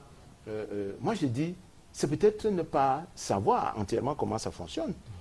Quand vous regardez la décentralisation aujourd'hui, Takougan, tu penses que si on crée les régions, là, tu crois qu'il y aura quoi de nouveau? On a tout décentralisé. La seule chose qui reste à donner aux entités décentralisées, c'est quoi? C'est les moyens. Mais ce n'est pas ce que les maires disent forcément. Non, mais écoutez, les compétences ne sont pas forcément Monsieur Guizot, oui. Je vous parle de 12 ans d'expérience auprès des CTD, oui, comme responsable financier de très haut niveau. Les collectivités territoriales décentralisées. Oui. Je vous dis que toutes les compétences ont été... Le seul élément qui manque dans la... D'ailleurs, ce sont les ressources financières. Quand vous regardez même dans la Constitution et dans les lois, la loi cadre sur la décentralisation, et les lois de juillet 2004, parce que toutes les trois lois sont votées en juillet 2004. L'organe central de la décentralisation, c'est la commune. Est-ce que vous savez qu'en 1960, lorsqu'on crée l'État du Cameroun, la deuxième grande entité comme démembrement de l'État qu'on crée, c'est quoi? La commune. La région est une superposition de plusieurs... D'ailleurs, il n'y a pas de région s'il n'y a pas de commune.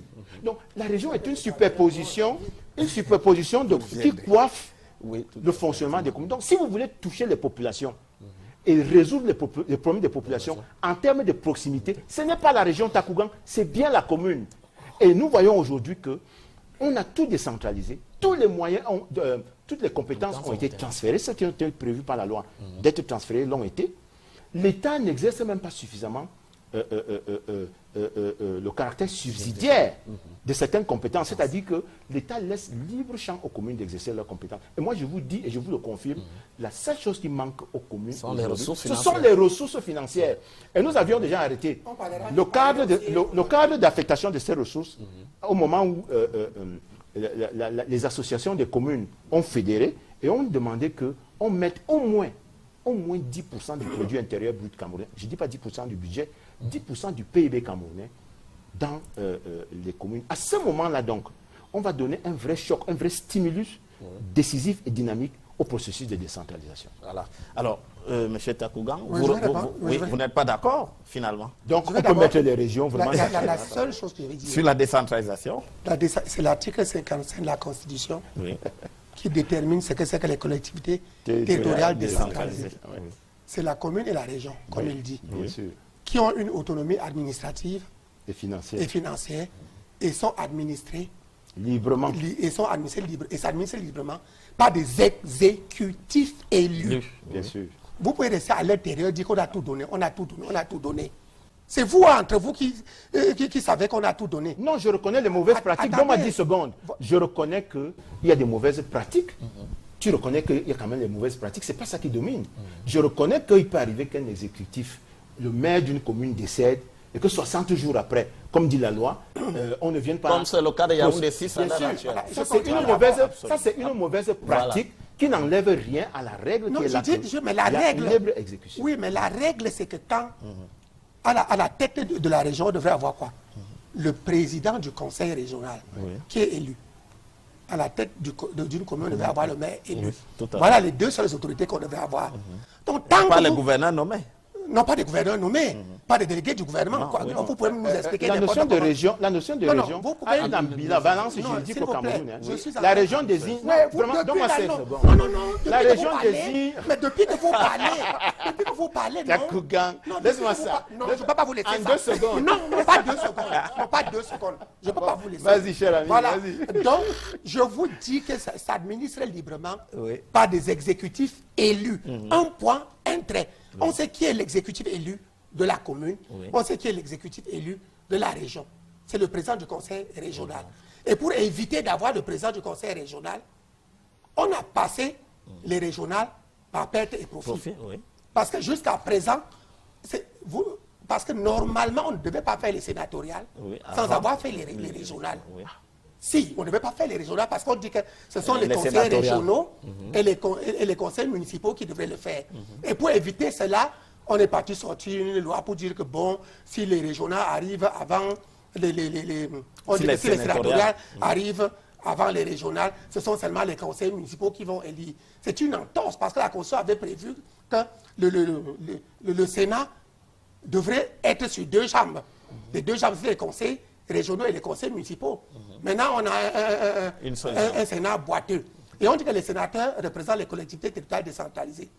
Autant que vous n'avez pas des exécutifs élus à la tête de ces trucs, c'est que les collectivités territoriales décentralisées n'existent pas. Donc les sénateurs représentent des gens qui n'existent pas. Je reviens sur un problème qui est extrêmement important Oui. et qui Les est régions dehors. Sur la n'existent question pas. Non, non, Les qui est communes dehors, existent. qui est dehors ce jour-ci. Les communes existent. Il y a Angèle qui a dit quelque chose ici. Et ça me rappelle la cabale qui s'abat sur la tête du SDF cette semaine. Il dit que Bandam enlève le gendarme, le garde du corps et qui lui a affecté, et le véhicule de fonction. Voilà, le véhicule de fonction. Et que les députés disent qu'ils n'émergeront plus, qu'ils sont tous partis. Et il y a aussi cette ligne budgétaire Voilà, dans la les ligne mairies. budgétaire dans les mairies. Vous voyez, c'est exactement la même chose que nous lisons sur les journaux cette semaine. Que Frundi et les 6 milliards 4. Comment Frundi a les 6 milliards 4? C'est l'argent des députés, c'est l'argent de ces sénateurs. C'est exactement la même logique. Non. La question que je pose, s'il vous plaît, c'est exactement ça. Sinon, est-ce que Bandam avait eu le gendarme, la voiture de service pour aller défiler le 20 mai? Est-ce que le maire était devenu maire pour aller défiler le 20 mai? Est-ce que vous avez une loi qui oblige un Camerounais, une association, un parti politique à aller défiler le 20 mai? Comment pouvez-vous venir dire que si vous ne voulez pas défiler, vous restez parti politique? Si nous restons parti politique, c'est pour acquérir, c'est pour accéder au pouvoir. Nous restons parti politique et prochainement on va encore aller aux élections ou bien on ne va pas aller. Si nous décidons que nous n'allons plus fêter le 20 mai et nous restons parti politique, on va aller défiler ou bien, donc pourquoi on nous laisse être députés? Donc pourquoi on condescende à nous laisser être députés? Pourquoi on condescende Il s'agit de à nous laisser l'application de la maire? loi. Il faut qu'on nous oblige à aller défiler. Il quand s'agit nous de voulons pas. l'application de la loi. Et quelle est la loi? Je dis Quelle donc est la ceci. loi Je dis qui donc nous ceci. oblige à Prenons aller le défiler? cas de la commune de Douala 3e. Non, attendez. Avez-vous S'il vous vu plaît. ou non voté des Non, crédits s'il vous plaît. sur la ligne S'il vous plaît, fête et s'il vous cérémonie plaît, officielle? vous auriez dû ne pas parler maintenant. C'est Non, que si vous avez fait voter des crédits sur cette ligne, vous- ça veut dire que la position du SDF aujourd'hui n'est pas cohérente. Attendez, vous ne me dites pas. Première J'aurais dû- question. Deuxième Vous question. m'avez déjà pris la parole. Mais il n'y a pas que la fête du 20 mai. Non, dans attendez, cette attendez, ligne. attendez. Justement, c'est parce Mais que vous m'avez- les 3 fêtes sont dans la délibération. Attendez, Les 3 fêtes vous m'avez officielles. déjà pris la parole. Non, vous Non, l'avez, non, non. vous l'avez, Bon, monsieur. j'aurais bien voulu. Bon, J'aurais bien voulu, je le dis. Maintenant, avec tout ce qu'il dit. Il y a la lettre circulaire qui est dans tous les journaux. Oui. J'aimerais qu'on lise bien.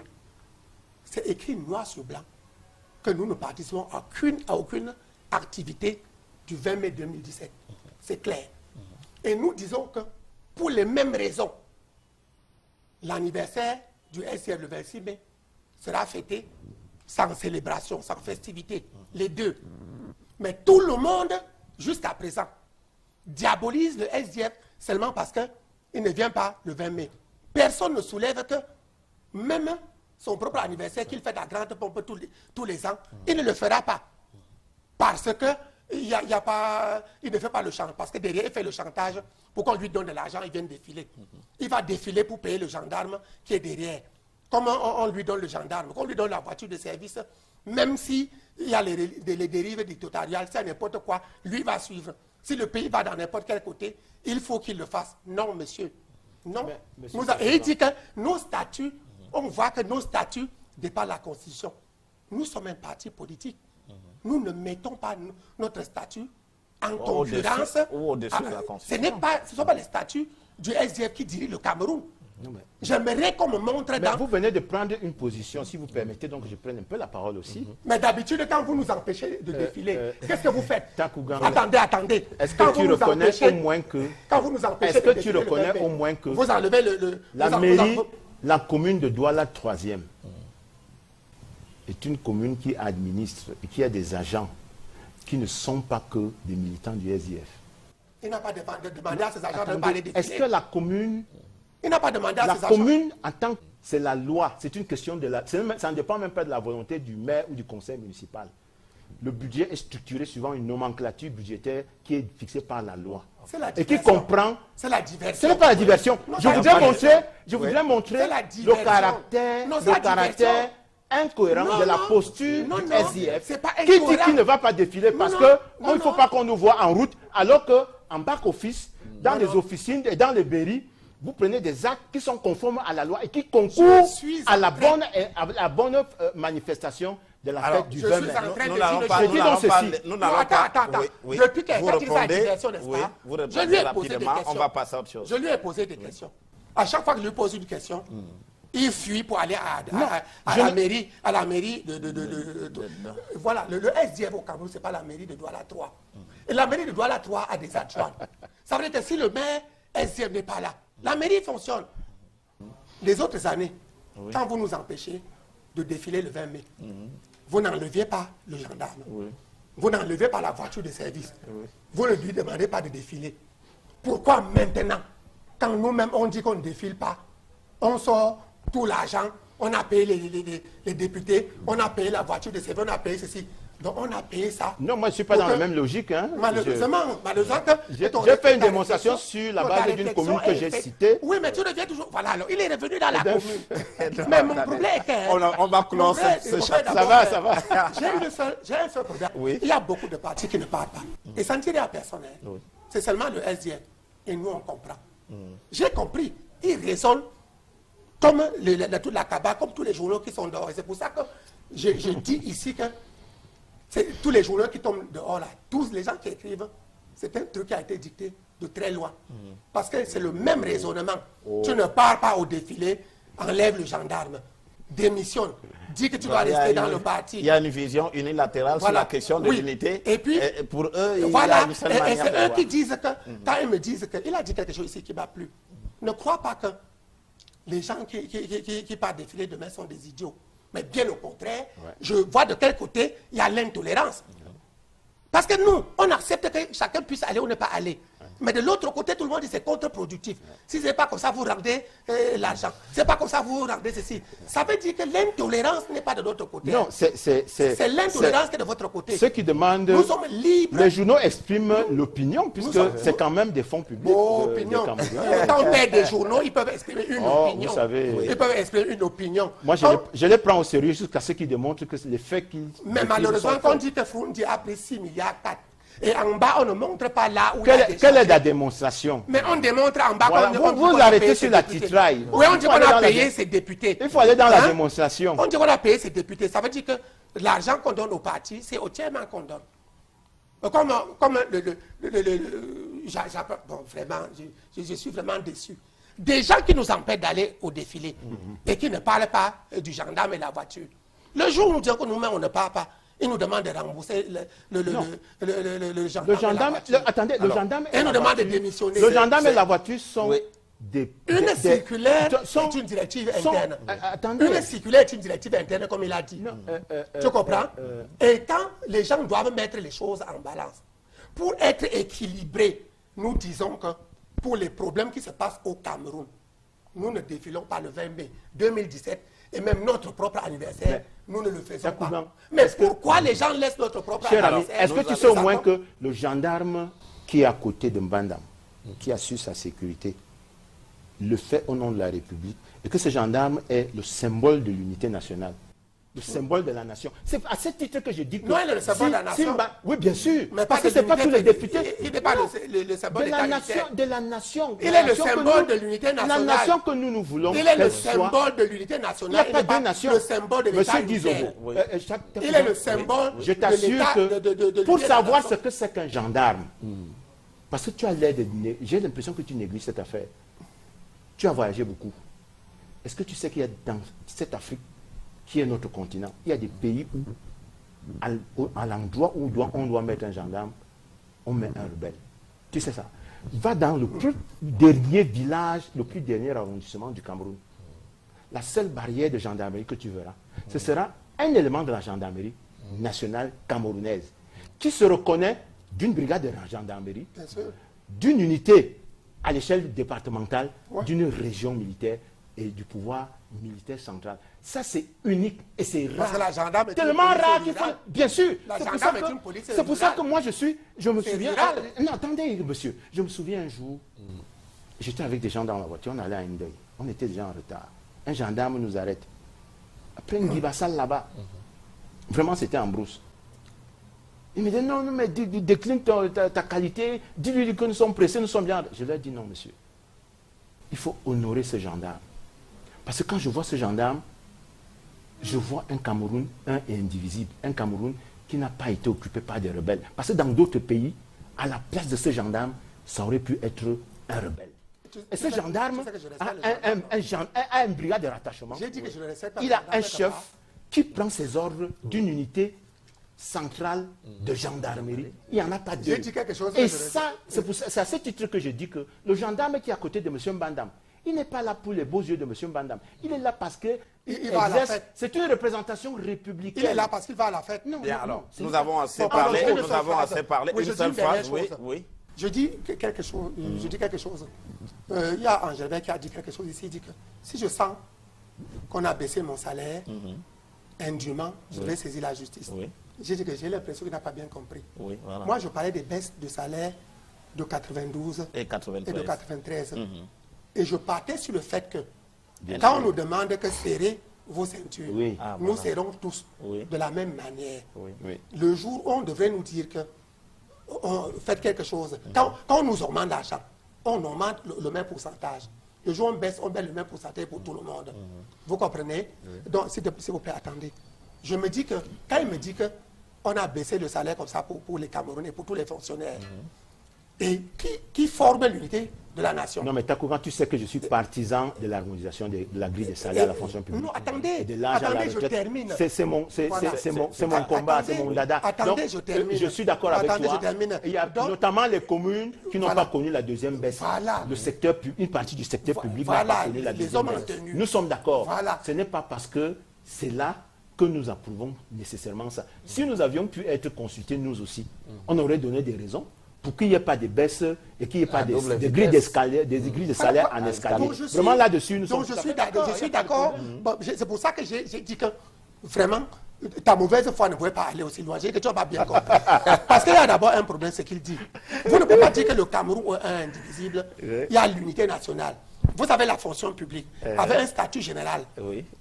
Et des statuts particuliers et des statuts spéciaux. Donc le statut général, c'est pour qui?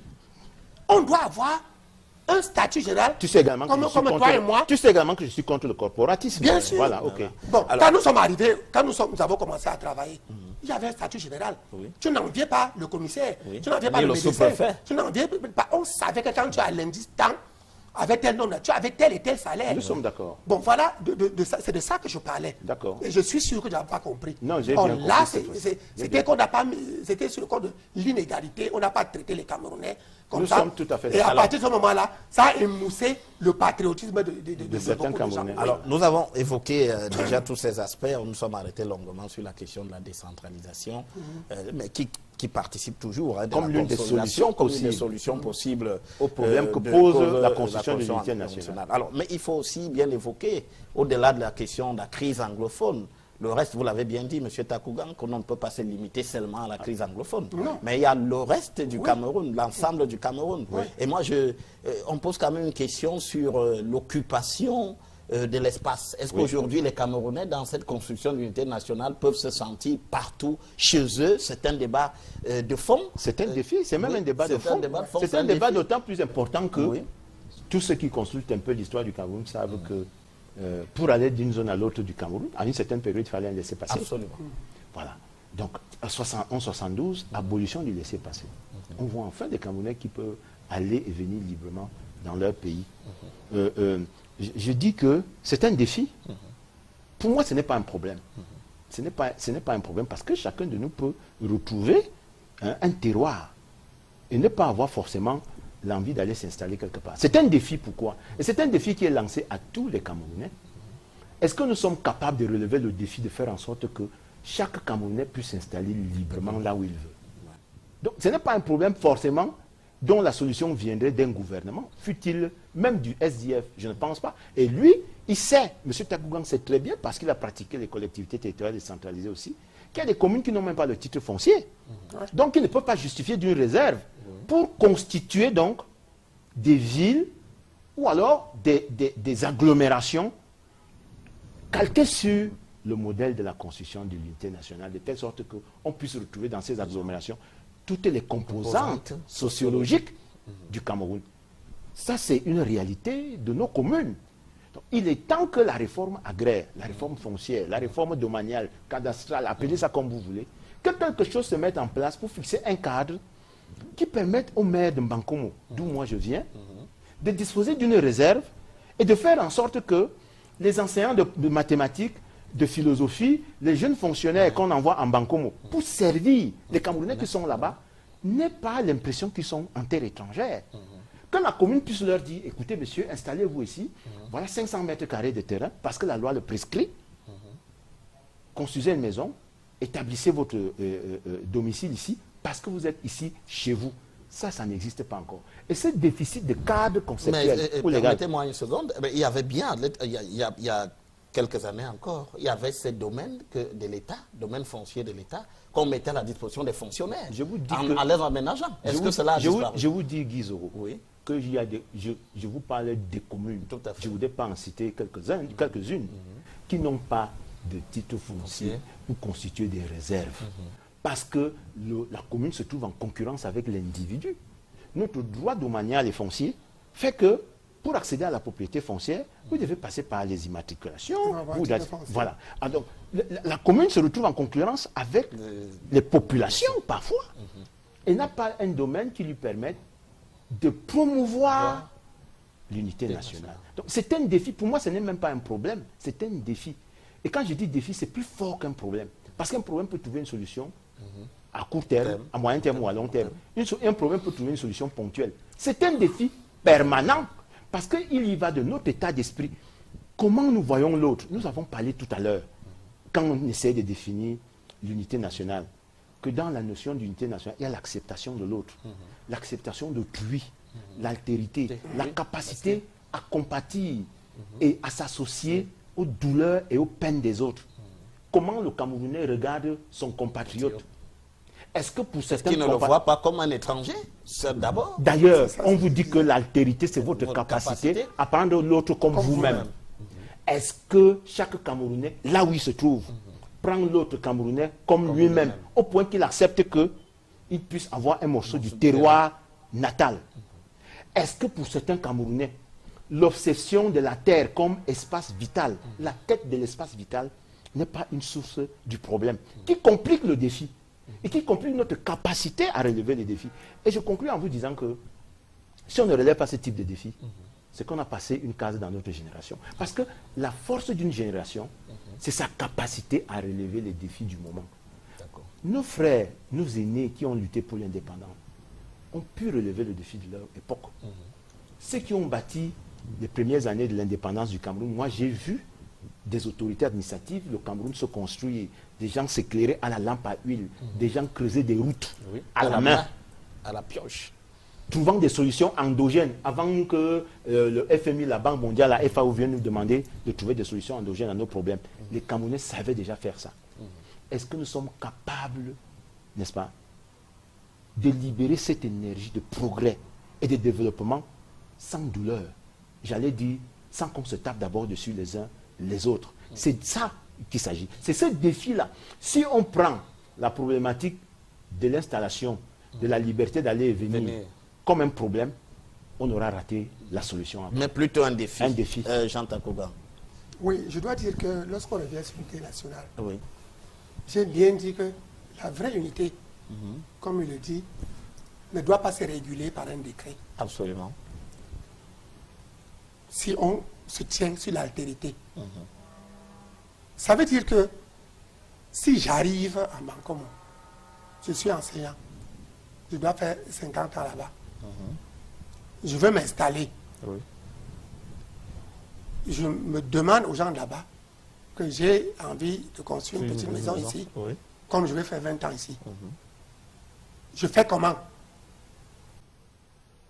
En attendant que l'État régule, si l'État va réguler, lui est déjà d'accord avec moi dans le domaine de l'altérité, en sentant que je suis Camerounais comme lui, et que celui que vient enseigner n'est pas mon enfant, c'est le sien.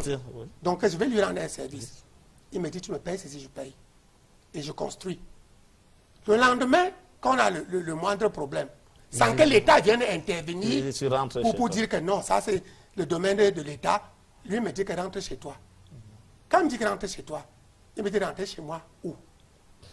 Et quand il me dit rentre chez moi, ça soulève notre problème sur ce qu'on appelle les régions. Oh, tout à fait. Parce qu'on nous a mis dans 10 régions. Mais on oublie un autre problème de départ que lui connaît très bien. C'est que le Cameroun a 475 000 km². S'il faut à tout prix qu'à chaque fois qu'il y a un problème, on dit à quelqu'un qui rentre chez toi, il faut qu'on divise le Cameroun en 10.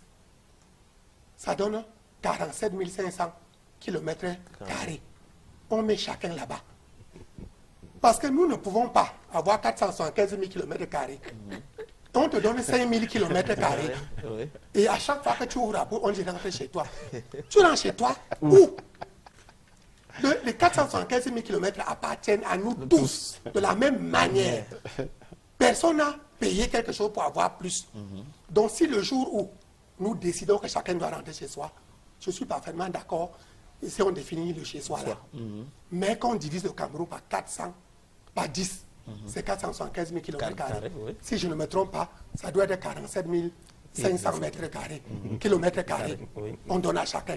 Là, on dit que chacun rentre chez soi et on voit comment on va faire. On établit des titres. Voilà, on établit des titres fonciers, on donne. De deux, sans avoir résolu ce problème, maintenant, quand on fait les élections, Oui. on dit que respecter les composantes sociologiques. Oui. Or, ça c'est une violation de la loi sur les associations. Puisqu'on dit que nul ne peut être contraint d'être membre d'une association, a fortiori d'un parti politique. Oui, tout à fait. Oui. Or, si vous arrivez quelque part, votre parti fait n'importe comment, tous les gens là-bas refusent que nous, on ne peut pas être membre de ton parti. Et on dit qu'il faut les composants. Mais on te pénalise pour rien. Puisqu'à partir du moment où tu ne peux pas obliger quelqu'un d'être membre de ton parti, personne ne doit t'obliger de le mettre sur ta liste. Parce qu'on n'investit pas les tribus, on investit les militants. Oui. On n'investit pas les tribus, on investit les militants. Il y a des gens qui se plaignent que quand toi, tu es député à Marois, est-ce qu'un gars de Marois peut être député à Bafoussam? C'est très bien la question. Mais on ne peut pas quitter Marois le matin, aller à Bafoussam, être député à midi, et le soir on rentre à Marois. Moi j'ai l'impression que quand quelqu'un veut être conseiller municipal ou député, il s'installe là-bas. Oui. Après 50 ans, 60 ans, 100 ans, il est là, tout le monde le connaît, il ne vient pas être député le matin. Oui, oui. Ou bien on ne va pas aller chercher les gens ailleurs pour venir, ils sont députés à Bafoussam le matin, ils viennent rester à Yaoundé ou à Garoua et chaque jour ils viennent. Non. Il faut que nous apprenions, il y a des gens qui aiment aller s'installer ailleurs. Il y a d'autres qui aiment être sédentaires. Mais ça ne va pas perturber l'unité nationale parce que des gens disent que comme ils ne peuvent pas voyager, les autres ne peuvent pas voyager. C'est pour ça qu'il a parlé de voyager.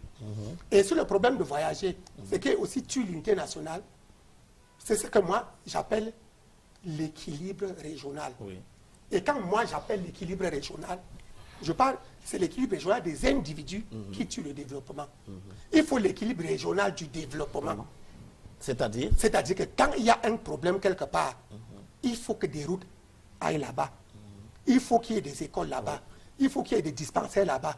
Il faut qu'il y ait ceci. De telle sorte que l'autre Camerounais qui est loin trouve que c'est attractif.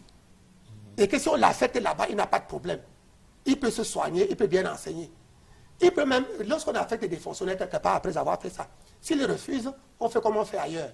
On dit que le médecin qui arrive d'aller là-bas a 50 000 francs d'indemnité chaque mois pour aller.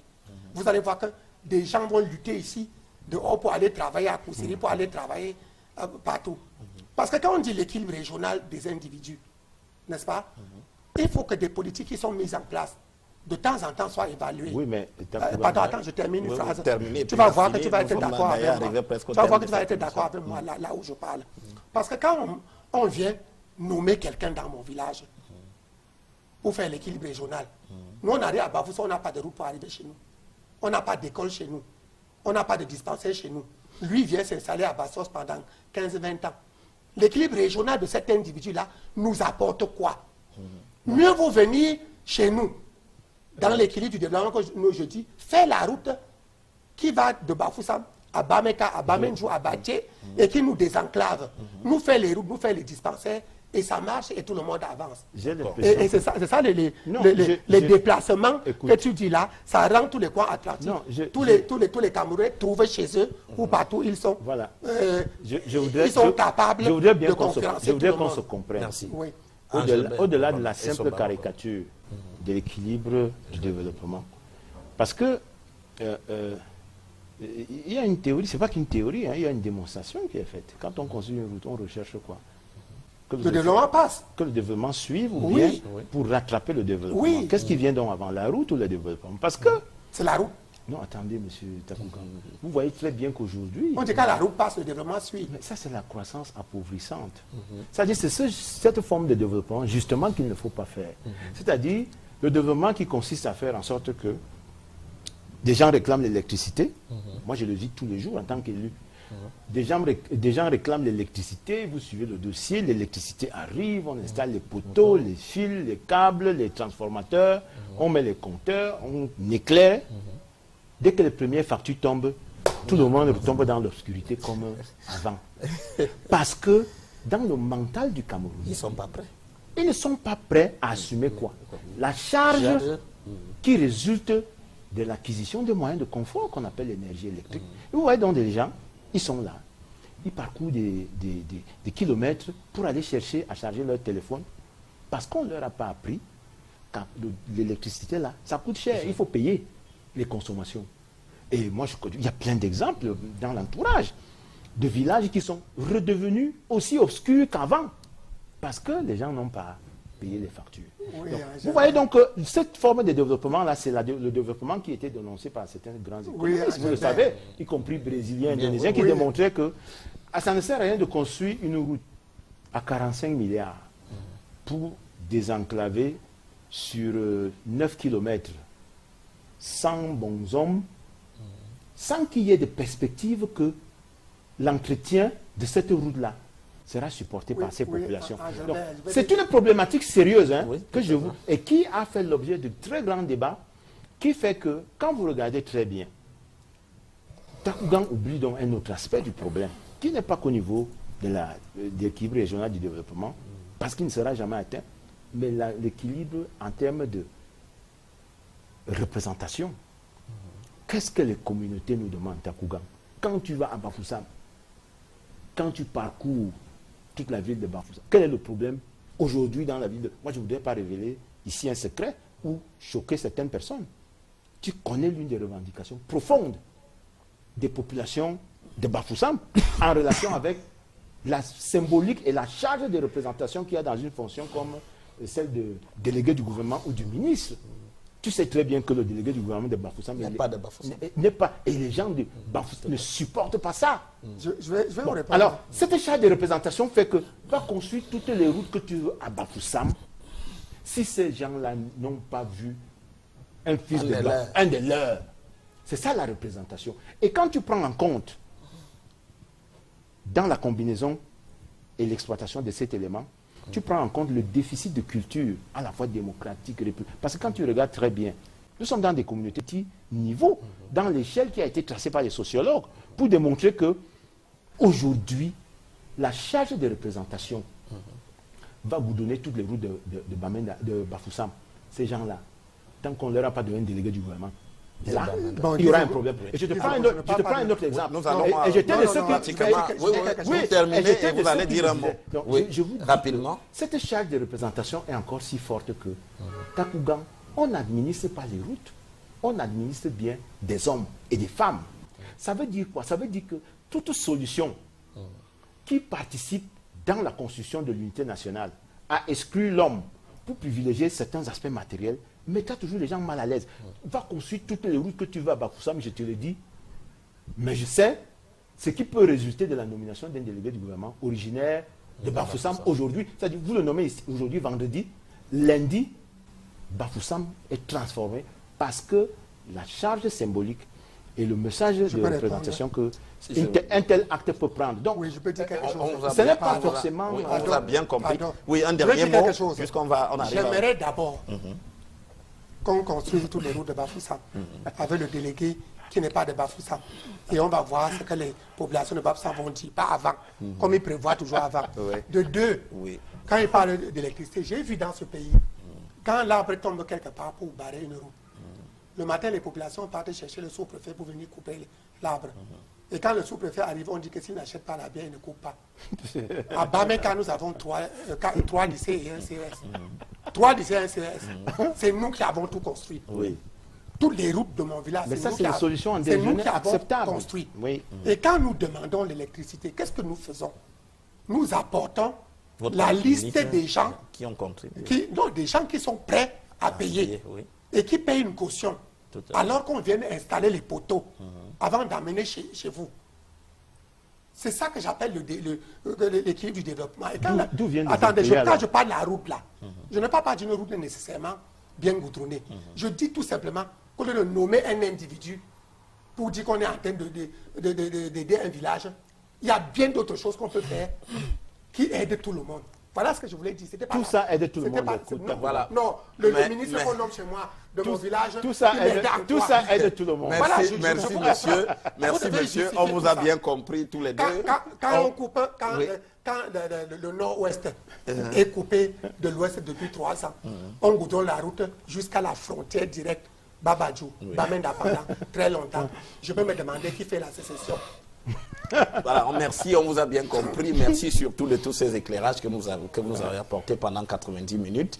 Je vous remercie aussi, chers téléspectateurs, de nous avoir accordé de votre attention pendant tout le temps que ce débat a duré. Je vous donne rendez-vous dimanche prochain lorsqu'il sera 20h30 pour une nouvelle édition de Géopolis. D'ici là, restez sur Equinox Télévision.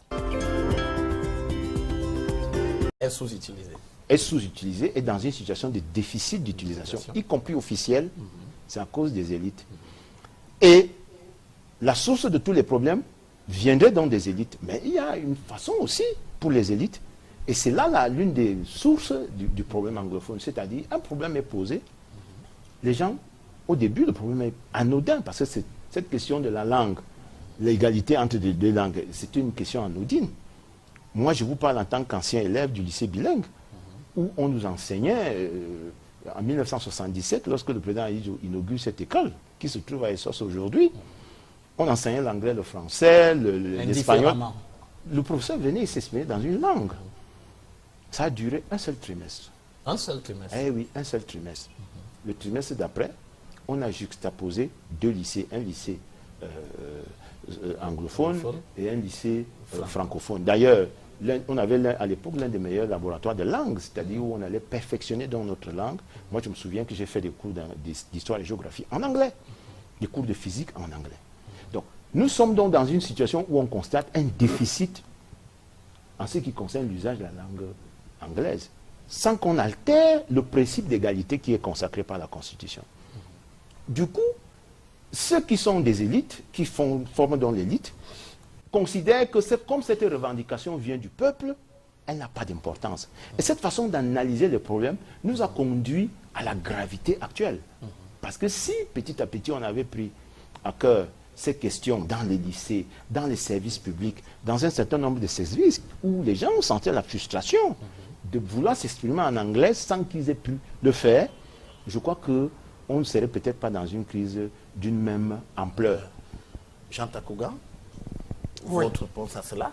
Non, je suis content qu'il soit revenu sur ce problème, mais je dois dire que le problème d'unité dont on parle au Cameroun n'est pas seulement une question d'unité anglophone, francophone. C'est l'unité du Cameroun. Absolument. Je dis que c'est un sentiment tout à fait. d'appartenance de tout le monde. Ouais. Parce qu'il ne faut pas que parce que le problème anglophone est arrivé, à chaque fois qu'on nous donne l'impression que si on supprimait les anglophones, nous on serait unis. Non. Si on supprimait les anglophones, on ne serait pas unis. Tout à fait. Et c'est ça qui fait que beaucoup de gens pensent que le problème de fédéralisme que les gens posent s'oppose à l'unité. Absolument. Le fédéralisme n'a rien à voir avec l'unité. Les pays fédéraux ne sont pas désunis. Ah oui, c'est une question Les centrale pays fédéraux ne sont pas désunis. que nous n'allons pas éluder Voilà. dans ce débat. Parce puisque- que on se rend compte que c'est parce que les gens veulent à tout prix forcer des États unitaires qu'on crée les désunions et qu'on crée des problèmes. Le Cameroun a son problème anglophone. Le Sénégal a son problème casamançais. Le Maroc a son problème sahraoui. La France a son problème breton ou basque. Ou corse. Et puis, il y a l'Espagne avec son problème catalan. Mais nous nous rendons compte que les pays fédéraux gèrent mieux leur division, pas parce qu'ils n'en ont pas. Hein, pas parce qu'ils n'en ont pas, mais comme c'est le fédéralisme, à chaque fois, on vous laisse les coudées franches pour gérer certaines choses et vous résolvez vos problèmes vous-même.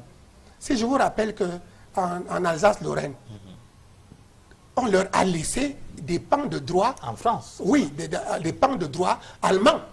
Parce que l'Alsace-Lorraine est c'est la allée. frontière et avec, non, la non seulement Allemagne. la Oui. frontière, ils ont été quelquefois annexés par l'Allemagne. Ils sont revenus à la France, puis ils sont 1870. partis. Oui. Et maintenant, le droit foncier en Alsace-Lorraine, ce n'est pas la même chose que partout en France. Même la Cour de justice là-bas a certaines nuances. Particularités. Oui, on leur laisse un peu ça, mais sans prendre le fond de la souveraineté et de l'unicité de la France. Voilà. Je suis d'accord avec lui, mais quand il me dit que lorsque des gens exaltent, quand on les nomme, ils rentrent chez eux, c'est exalter des particularités, ils sont contents. Mais, et puis après, il dit que mais lorsqu'on exprime ça, ça peut amener les gens aussi à réveiller leur frustration. Quand, par exemple, je regarde un département, comme un département dans lequel j'ai enseigné dans le temps, dans le sud, un arrondissement qui a 3 ministres, et je me rends compte que sur l'arrondissement de Bamendjou, qui n'a jamais eu un seul ministre. Quand on nomme un ministre qui n'est pas un maire, qui n'est pas un député d'une circonscription, qui court chez lui, d'abord fêter et remercier le chef d'État avant de venir. Ce que j'ai dans ma tête, c'est qu'il n'est pas le ministre de la République, mais il est le ministre de son village. Et c'est la philosophie qu'on donne. De telle sorte que, demain on va nommer Engelbert, que je connais très bien, ministre de Finances, je sais ce qu'il vaut en finance. Au lieu de dire que est-ce qu'il est fort en finance, ma première question va être de demander qu'il est de quel village. Alors que moi, je suis convaincu que si, au fond de moi, si tous les mots comme moi, et on nomme tous les ministres camerounais qui sont d'un même village, qui sont les enfants d'une même mère, et puis 3 mois après, on triple le salaire des Camerounais, je ne vois pas un Camerounais qui va se lever pour demander qu'il est de quel village. C'est quand le travail est mal fait qu'on cherche celui qui l'a fait. D'après moi, si le travail est très bien fait, on ne regarde pas celui qui l'a bien fait. Je reviens toujours sur cette image. En 1990, nous sommes allés à la Coupe du Monde. On est arrivé en quart de finale. Il y avait 9 bassas sur le stade et 2 sur le banc de touche. Sur le terrain, il y avait 2 enfants de la même mère. Mais comme on jouait tellement bien, Omambi et Kanabi. Madame, bonsoir. Monsieur, bonsoir. Que peut-on dire de l'unité nationale aujourd'hui au Cameroun? Quelles sont ses réalités? Se porte-t-elle bien ou alors, à contrario, elle va à volo?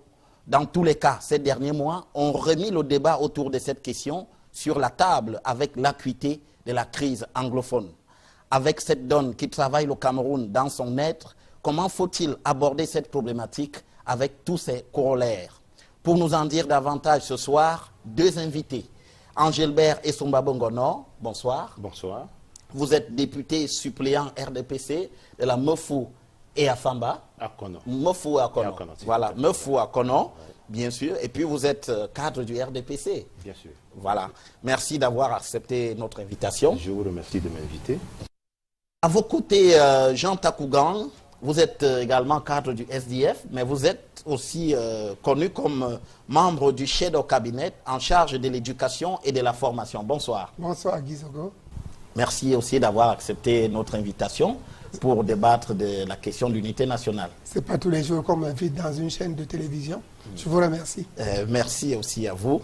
Alors, pour commencer ce débat, Gilbert Essomba Bongono, ainsi que M. Jean Takougan, que faut-il comprendre par unité nationale? Oui, je vous remercie de votre question.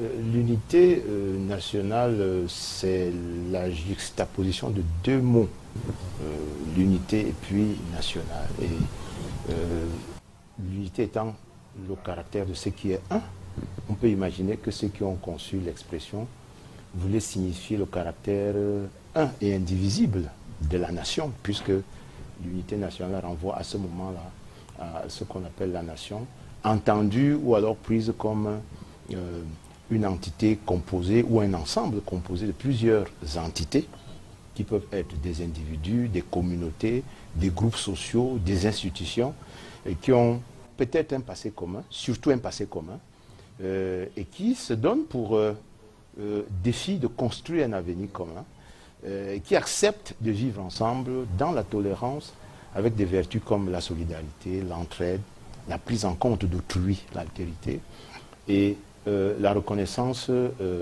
des vertus du dialogue pour résoudre un certain nombre de conflits.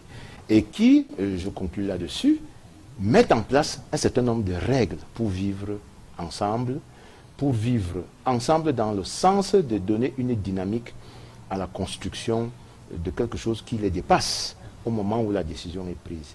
Et forcément, la nation dépasse nous tous, individuellement pris.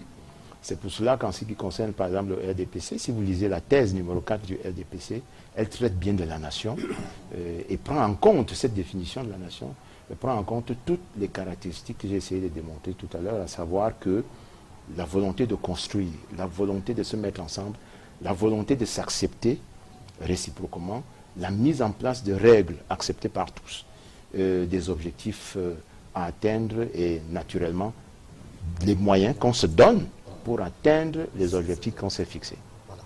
Alors, Jean Takougan, c'est aussi un avis que vous partagez ou vous avez des nuances sur la question? Bien sûr que ce qu'il dit est le fond du problème, mais cela veut dire en fait que l'unité est un sentiment qui met les habitants d'un territoire, d'une nation ensemble. Mais c'est un sentiment d'appartenance qui provient de la conviction que chacun sent qu'il est traité exactement comme les autres sont traités. Qu'ils sentent qu'ils sont sur le même territoire, le territoire leur appartient totalement et de la même manière. Ils sont sur un territoire et chacun ne considère pas les autres comme s'ils étaient en transit et comme s'ils étaient plus national que l'autre. L'unité nationale ne se décrète pas. Ça se construit par l'égalité, par l'impartialité, par la justice sociale. Lorsque j'entends souvent les gens parler de l'unité, les gens nous parlent d'un match de football, les gens nous parlent de la fête du 20 mai. Mais je ne veux pas l'unité d'un match de football. Je ne veux pas l'unité d'un 20 mai. Une victoire à un match de football nous unit, mais dès qu'on en sort, on se met à écrire les mémorandas. Chacun demande que les autres partent de chez lui. Chacun demande qu'on ne nomme que les gens de chez soi. Chacun demande qu'on transforme le chez soi en département. Il remercie le président d'avoir nommé beaucoup de gens de chez lui, comme si les autres ne pouvaient pas être nommés. Lorsqu'on vient le 20 mai, le 20 mai n'est pas la fête de l'unité. Le 20 mai est la fête de l'État unitaire. L'État unitaire n'est pas l'État, n'est pas l'unité nationale. En droit constitutionnel, l'État unitaire est tout simplement le contraire de l'État fédéral. Et on ne peut pas construire une fête nationale, une fête de l'unité sur une pomme de discorde. On construit une fête nationale sur un événement qui a marqué tout le monde de façon tellement profonde. Une histoire, un événement qui vous donne une charge émotionnelle telle que cet événement n'a pas besoin d'être expliqué. Chacun sent ça en lui. Alors vous trouvez et que le Cameroun a eu de ces moments. Alors donc vous trouvez, pour revenir à la question centrale qui ressort de votre première analyse, vous trouvez que la construction de l'unité nationale telle qu'elle s'est faite au Cameroun aujourd'hui, Gilbert Bongono et Somba, vous allez répondre d'abord avant de revenir à M. Takougan, vous trouvez que, est-ce qu'on peut dire aujourd'hui que l'unité nationale, le processus tel qu'il a été construit, a connu des entorses puis quand on écoute Jean Takougan? Oui, c'est un processus qui a connu des entorses. Le nier, c'est refuser l'évidence même. Ce n'est pas un processus qui a commencé hier. C'est un processus séculaire. Rappelez-vous que les premiers étrangers qui arrivent sur le territoire, qui constituent ce qu'on appelle aujourd'hui l'État du Cameroun, sont les Hollandais. Puis les Portugais, les Allemands, les Français. Donc, c'était des peuplades, des peuples, puis-je dire ainsi, qui sentaient qu'ils ont quelque chose en commun et qui voulaient se forger un destin alors qu'ils n'avaient aucun passé forcément commun. Et c'est pour ça que je peut-être mettrai une atténuation à ce que Jean Takougan disait. Effectivement, une date peut être symbolique parce qu'elle permet de maintenir un cap vers un idéal de construction. Une date peut également être un grand moment du passé ou alors un grand moment du présent qu'on veut célébrer chaque fois que on sent que les énergies s'émoussent ou bien que certains ne sont plus tout à fait sur la direction que nous sommes tous fixés, vers laquelle nous essayons de construire et faire conjuguer toutes les énergies. Donc la Constitution nationale a donc connu toutes les longues péripéties séculaires qui arrivent jusqu'à ce que vous appelez aujourd'hui la crise anglophone, qui est en fait une crise qui n'est pas forcément une crise d'identité, mais qui est une manifestation, une expression. Certains disent d'un mal-être, d'autres disent d'un besoin de s'affirmer, d'autres disent même que c'est une quête de reconnaissance politique. Mais ce qui est sûr, c'est que la communauté nationale qu'on tente de mettre en union ou alors à l'unisson doit prendre en compte toutes ces composantes. Et je ne suis pas d'accord quand il dit que le fait pour un département de revendiquer quelque chose ou de remercier le chef de l'État parce qu'on a nommé les ministres, c'est une expression de la fierté, de la dignité, de l'appartenance à une composante. Parce que ce qui fait le lien entre plusieurs composantes, c'est la cohésion. Et vous savez, la cohésion est un mot qu'on a emprunté, que la politique ou la sociologie a emprunté à la physique. Oui. La cohésion, c'est cette force qui unit des entités ou des éléments indépendants qui gardent leur autonomie, qui gardent leur force, mais qui sont capables de se mettre en harmonie pour construire une force assez puissante. C'est ça la cohésion. Donc, la meilleure expression de la cohésion est donc physique, elle n'est pas politique, elle n'est pas sociale. Mais le fait de dire que nous sommes dans la constitution de l'unité nationale ne signifie pas qu'on dissout les identités des uns et des autres, puisque les éléments qui constituent, qui rentrent dans la composition de la force, gardent leur indépendance, leur autonomie, leur capacité à exprimer une originalité, soit sociologique, soit culturelle, soit linguistique. C'est pour cela que la prise en compte dans la constitution de la nation, la prise en compte de l'égalité, en revanche, est une grande préoccupation, c'est-à-dire le principe d'égalité devant la loi. Parce que là, il s'agit de construire donc des citoyens, des gens qui sont capables de répondre aux aspirations de la nation en termes d'intérêt général et d'y travailler pour. Donc, la prise en compte de l'égalité, de la parité, la quête de l'égalité, l'égalité devant la loi, l'égalité devant les règles qu'on se donne. Donc, c'est des choses qui n'ont peut-être pas beaucoup de signification au quotidien, mais vous ne pouvez pas imaginer ce que peuvent ressentir ceux qui sont frustrés devant l'égalité d'accès, par exemple, à un service public, et qui n'arrivent pas à voir la matérialité de cette égalité Mais est-ce que au dans le cadre de quotidien. la crise anglophone dont nous parlons, et au sujet de laquelle vous venez aussi de vous exprimer, est-ce qu'il n'y a pas lieu de penser que nos frères anglophones expriment leur particularité, expriment comme leur vous. particularité, Oui, leur ou alors particularité, comme vous Bien dites. sûr, mais estiment aussi qu'ils n'ont pas forcément bénéficié vous de cette confirmez ce que égalité? j'ai dit. Absolument. D'autant plus que la Constitution consacre l'égal usage ou l'égalité des deux langues.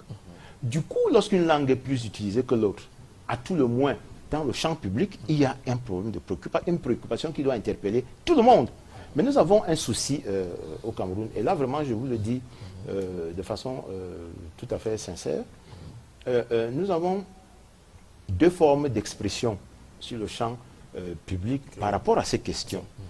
Vous imaginez les élites intellectuelles, parce que très souvent on oppose donc de façon très populiste, hein, c'est une présentation populiste des affaires, les difficultés des uns sont créées par l'élite.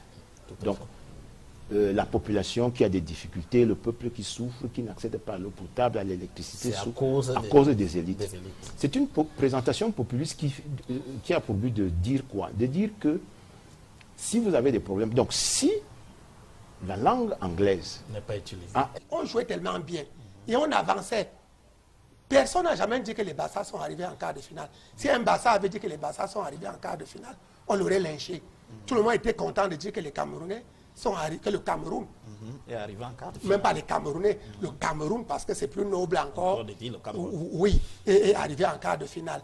On aurait dû partir de là-bas pour éviter certaines choses.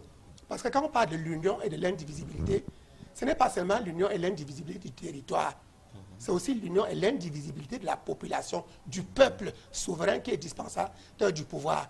Lorsque moi je rate un concours, pas parce que j'ai la sous-moyenne, mais parce que je suis originaire d'une tribu, je vois que c'est la tribu qui me pénalise. Et je me sens beaucoup plus de cette tribu que Camerounais. Et puis, lorsqu'on pratique des choses comme ça, ça donne aussi ton pourcentage de patriotisme. Lorsque on divise... Vous parlez de l'équilibre régional. Oui. Oui. Lorsqu'on baisse les salaires Oui. dans un même pays, on baisse mon salaire à 115%. On baisse le salaire de l'autre à 5%, à 10%. Et on ne baisse rien aux autres, qui sont des Camerounais comme moi. On est en train de diviser le pourcentage du patriotisme, de l'unité et de la communauté de chacun. Quand on a baissé mon salaire de 75%, alors quand on augmentait le salaire, on augmentait le même pourcentage pour tout le monde. Et un jour, lorsqu'il faut baisser, on ne baisse pas de la même manière. Il y a d'autres, on ne leur baisse même rien. Et nous continuons à être des Camerounais. Ça, ce n'est pas l'unité du Cameroun. Voilà. Donc, il faudrait très bien que si nous devons rester ici, qu'on sache exactement comment il faut amener les gens. Et je suis content, il a dit que le Cameroun, dans sa construction de l'unité, est allé. Mais nous pouvons, lorsqu'on regarde le derrière, c'est pour mieux arranger l'avenir. Ce n'est pas nécessairement parce qu'il faut remettre, tout verser avant de reprendre. Mais ma mère m'avait dit que lorsqu'on cultive, on n'enterre pas les cailloux. Parce que si tu enterres le caillou, l'année suivante, ça va casser là-haut. Oui, Lorsqu'on cultive, lorsqu'on voit les cailloux, on les sort, on range d'un côté. De telle sorte que quand l'année suivante, quand on cultive, on voit là où il y a l'état de cailloux et on les évite. Et on avance. Dans la construction de l'unité, par exemple, on a pris une date. Oui. La date aurait pu passer inaperçue. Oui. Mais cette date aussi doit rappeler une histoire. Lorsqu'on va, par exemple, prendre le 20 mai, qui devient la République du Cameroun. La République unie du Cameroun. Oui, on prend la République unie du Cameroun. On enlève unie pour laisser la République du Cameroun. Tout à fait. C'est-à-dire qu'on efface totalement l'histoire du passé. Oui. Bon, les autres qui étaient là savent qu'ils ont été, comment dirais-je, avalés, phagocytés. Or, comment ils expliquent?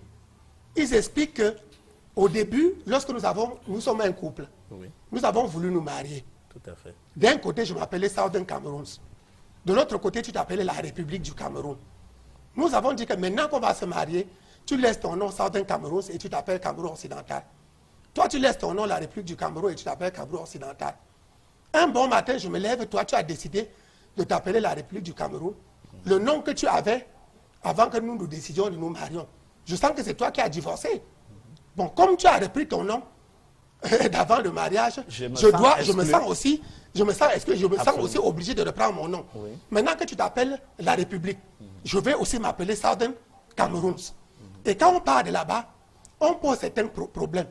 Et c'est des petits problèmes qui au début n'étaient que des prétextes. Mais c'est parti de ce que je dis là. Donc, mais attends, le cas pour les petits problèmes là, si on avait résolu ces problèmes dès le départ, on n'aurait pas eu, il n'y aurait pas eu de difficultés. Mais qu'est-ce qu'on fait? On prend avec l'arrogance. On dit traduisez les traités au HADA. On leur dit qu'on ne traduit pas. Les gens descendent dans la rue, on les tape. 3 jours après, on prend, on dit que voici, on a traduit. Vous voulez me dire que c'est en 3 nuits qu'on a traduit? Je suis professeur de traduction. Lui, il connaît les livres, c'est des gros tomes, c'est pas en 3 nuits qu'on a traduit. Ça veut dire que c'était là, c'était déjà traduit.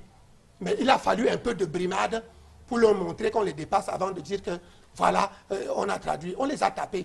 Ensuite, on a, dans la loi d'orientation scolaire de 1998, c'est bien écrit dedans, ce n'est pas eux qui ont écrit, que le Cameroun a 2 sous-systèmes. Tout à fait. Un anglophone et un francophone, et que chacun garde ses particularités dans la certification, dans l'évaluation et tout. Au moment où ils demandent d'appliquer, ça pose encore des problèmes. Pourquoi?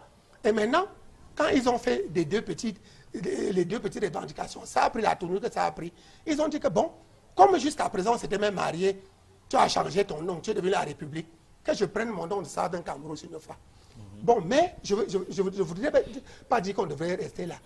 Mais le fait d'avoir enlevé UNI pour revenir la République du Cameroun a causé beaucoup de problèmes. Donc pour vous, il y a une fracture oui, il y a profonde. Une fracture. Il y a des et que choses. la date du 20 mai n'est finalement pas la plus pertinente. Non, c'est plus pertinent. Oui.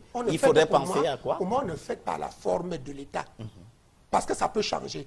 Parce qu'en 1990, quand on a créé les partis politiques, beaucoup de partis politiques ont déposé leur statut en marquant dedans qu'ils devaient être fédéralistes. Et on a signé. Bon, quand les gens signaient, ils croyaient que si ces partis-là accédaient au pouvoir, ce n'est pas avec les statuts du RDPC qui devaient gouverner. Ils devraient appliquer le fédéralisme. Or, quand vous fêtez la forme de l'État, qui est susceptible de changer demain, les dates qu'on prend sont des dates qui ne sont pas susceptibles de changer. C'est des dates qui s'imposent d'elles-mêmes. Lorsqu'on prend le 14 juillet, on sait que c'est la chute de la monarchie. Absolument. On sait que personne ne reviendra dessus. Lorsque les États-Unis prennent le 4 juillet, c'est le 1776, on sait à quoi ça renvoie. Moi, je crois que le 4 juillet, c'est le 1776, on sait à quoi ça renvoie. Moi, je crois que le Cameroun est même le seul pays qui a été, j'allais dire colonisé, mais le Cameroun n'avait jamais été colonisé. Mais on nous a traités comme nous étions colonisés, mettons comme ça, qui ne pense pas à son indépendance. Or, moi, j'aurais bien pensé que on peut prendre le 1er janvier. 1960. Moi, j'ai défilé le 1er janvier, j'ai défilé le 1er octobre. En ce moment-là, ça faisait un consensus. On fêtait les deux et les gens se trouvaient inclus dans les deux. Mais si on progresse, on aurait bien pu dire que le 1er janvier, c'est l'indépendance de la première partie du Cameroun. Et comme nous, on tient tant à notre grand Cameroun, le 1er octobre, c'est l'indépendance et la réunification avec les deux. Ça fait donc l'indépendance totale du Cameroun. On aurait bien pu prendre le 1er octobre pour faire la fête. Si on avait pris le 1er octobre, moi je crois que tout le monde s'y serait retrouvé et que ça n'aurait pas fait de problème. Parce que pour moi, j'ai écrit longuement dessus que le 20 mai est une escroquerie historico-politique et que ça ne renvoie à rien. Ça n'a aucune charge émotionnelle. Pour les gens qui ont mon âge, qui ont son âge, qui avons marché le 1er janvier et le 1er octobre, nous ne savons pas à quoi nous renvoie le 20 mai. Et le 20 mai pour les autres est une pomme de discorde. Parce qu'eux se rappellent que dans la constitution du 1er septembre 1961, c'était l'article 47 stipulait très bien que si on touche à la constitution n'importe comment, on ne doit pas revenir sur la forme fédérale. On ne revient pas sur la forme fédérale de l'État. Voilà. Donc, lorsqu'à chaque fois vous revenez là, après avoir enlevé le mot uni, vous tournez le couteau dans la plaie, comme quand il se réjouit que son arrondissement a 3 ministres, et que je sais que mon arrondissement, depuis 60 ans, n'a jamais rien eu. Il tourne le couteau dans la plaie, et je ne me sens pas uni avec lui. Nous ne nous sentons pas ensemble. Bien, M. Takouga, merci. Angelbert Bongono et Somba Bongono, voilà. Sur cette question, moi, je retiens de tout ce que M. Takougan a dit, je vois d'abord un mélange de beaucoup de choses, parce que il y a une lecture, tantôt, j'allais dire juridiste, juridiciste de la Constitution. Trop attaché à... Il y a également une lecture politique de la Constitution.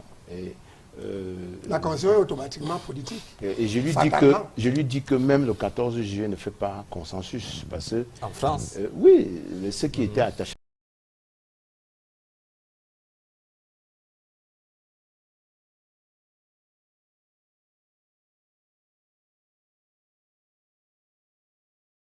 à la monarchie, relevait de la monarchie. La preuve, c'est que certaines entités se sont construites autour de la France, sous la forme monarchique, tout à fait. Précisément, L'Espagne, Monaco et autres, oui. précisément parce que ils ne se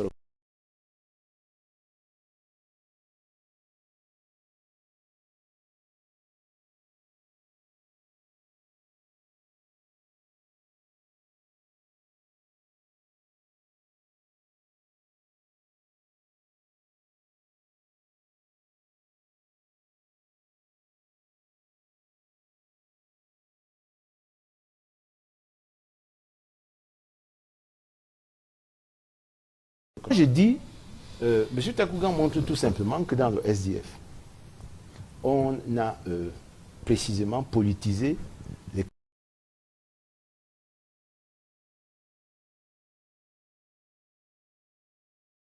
questions. Fait partie des débats qui viennent polluer une affaire simple. Qu'est-ce que vous voulez qu'on soit dans l'État unitaire? On ne doit pas en parler. Non, pas qu'on ne doit pas en parler. Mais c'est justement la voie qui ne mène à rien. Parce que vous savez très bien que le gouvernement du RDPC ne donnera jamais l'État fédéral. Alors, si la question est donc politique, est bien que le SDF la porte sur la place publique et dise aux Camerounais clairement que si nous venons au pouvoir, nous allons rétablir la forme fédérale de l'État. Et le SDF le dit assez, non? Bon, bien sûr, l'élection présidentielle a lieu en 2018. Si le SDF la gagne, à ce moment-là, le SDF est libre de revenir sur la forme de l'État, y compris sur la date. Mais ne demandez pas à un gouvernement qui n'a pas ça dans son programme et qui n'a même pas ça dans sa vision, ni à court terme, ni à long terme, de le faire. Moi, je vous dis là-dessus, vraiment, c'est un débat, nous pouvons tourner toute la semaine. Mais qu'est-ce que le RDPC a finalement contre la forme? Le RDPC n'a rien... écoutez, fédéral de l'État, je n'aime pas ce genre de débat, Guizot. Oui. Franchement, le RDPC n'a rien contre la forme fédérale de l'État. Mais le RDPC vous dit que lui, il n'a pas dans son programme de mettre en place le fédéralisme. Encore que, parlons du fédéralisme. Vous pensez vraiment que le fédéralisme au Cameroun aujourd'hui va se réduire à la description, j'allais dire, prosaïque que vient de faire M. Takougan? Non. Au nom de quoi pensez-vous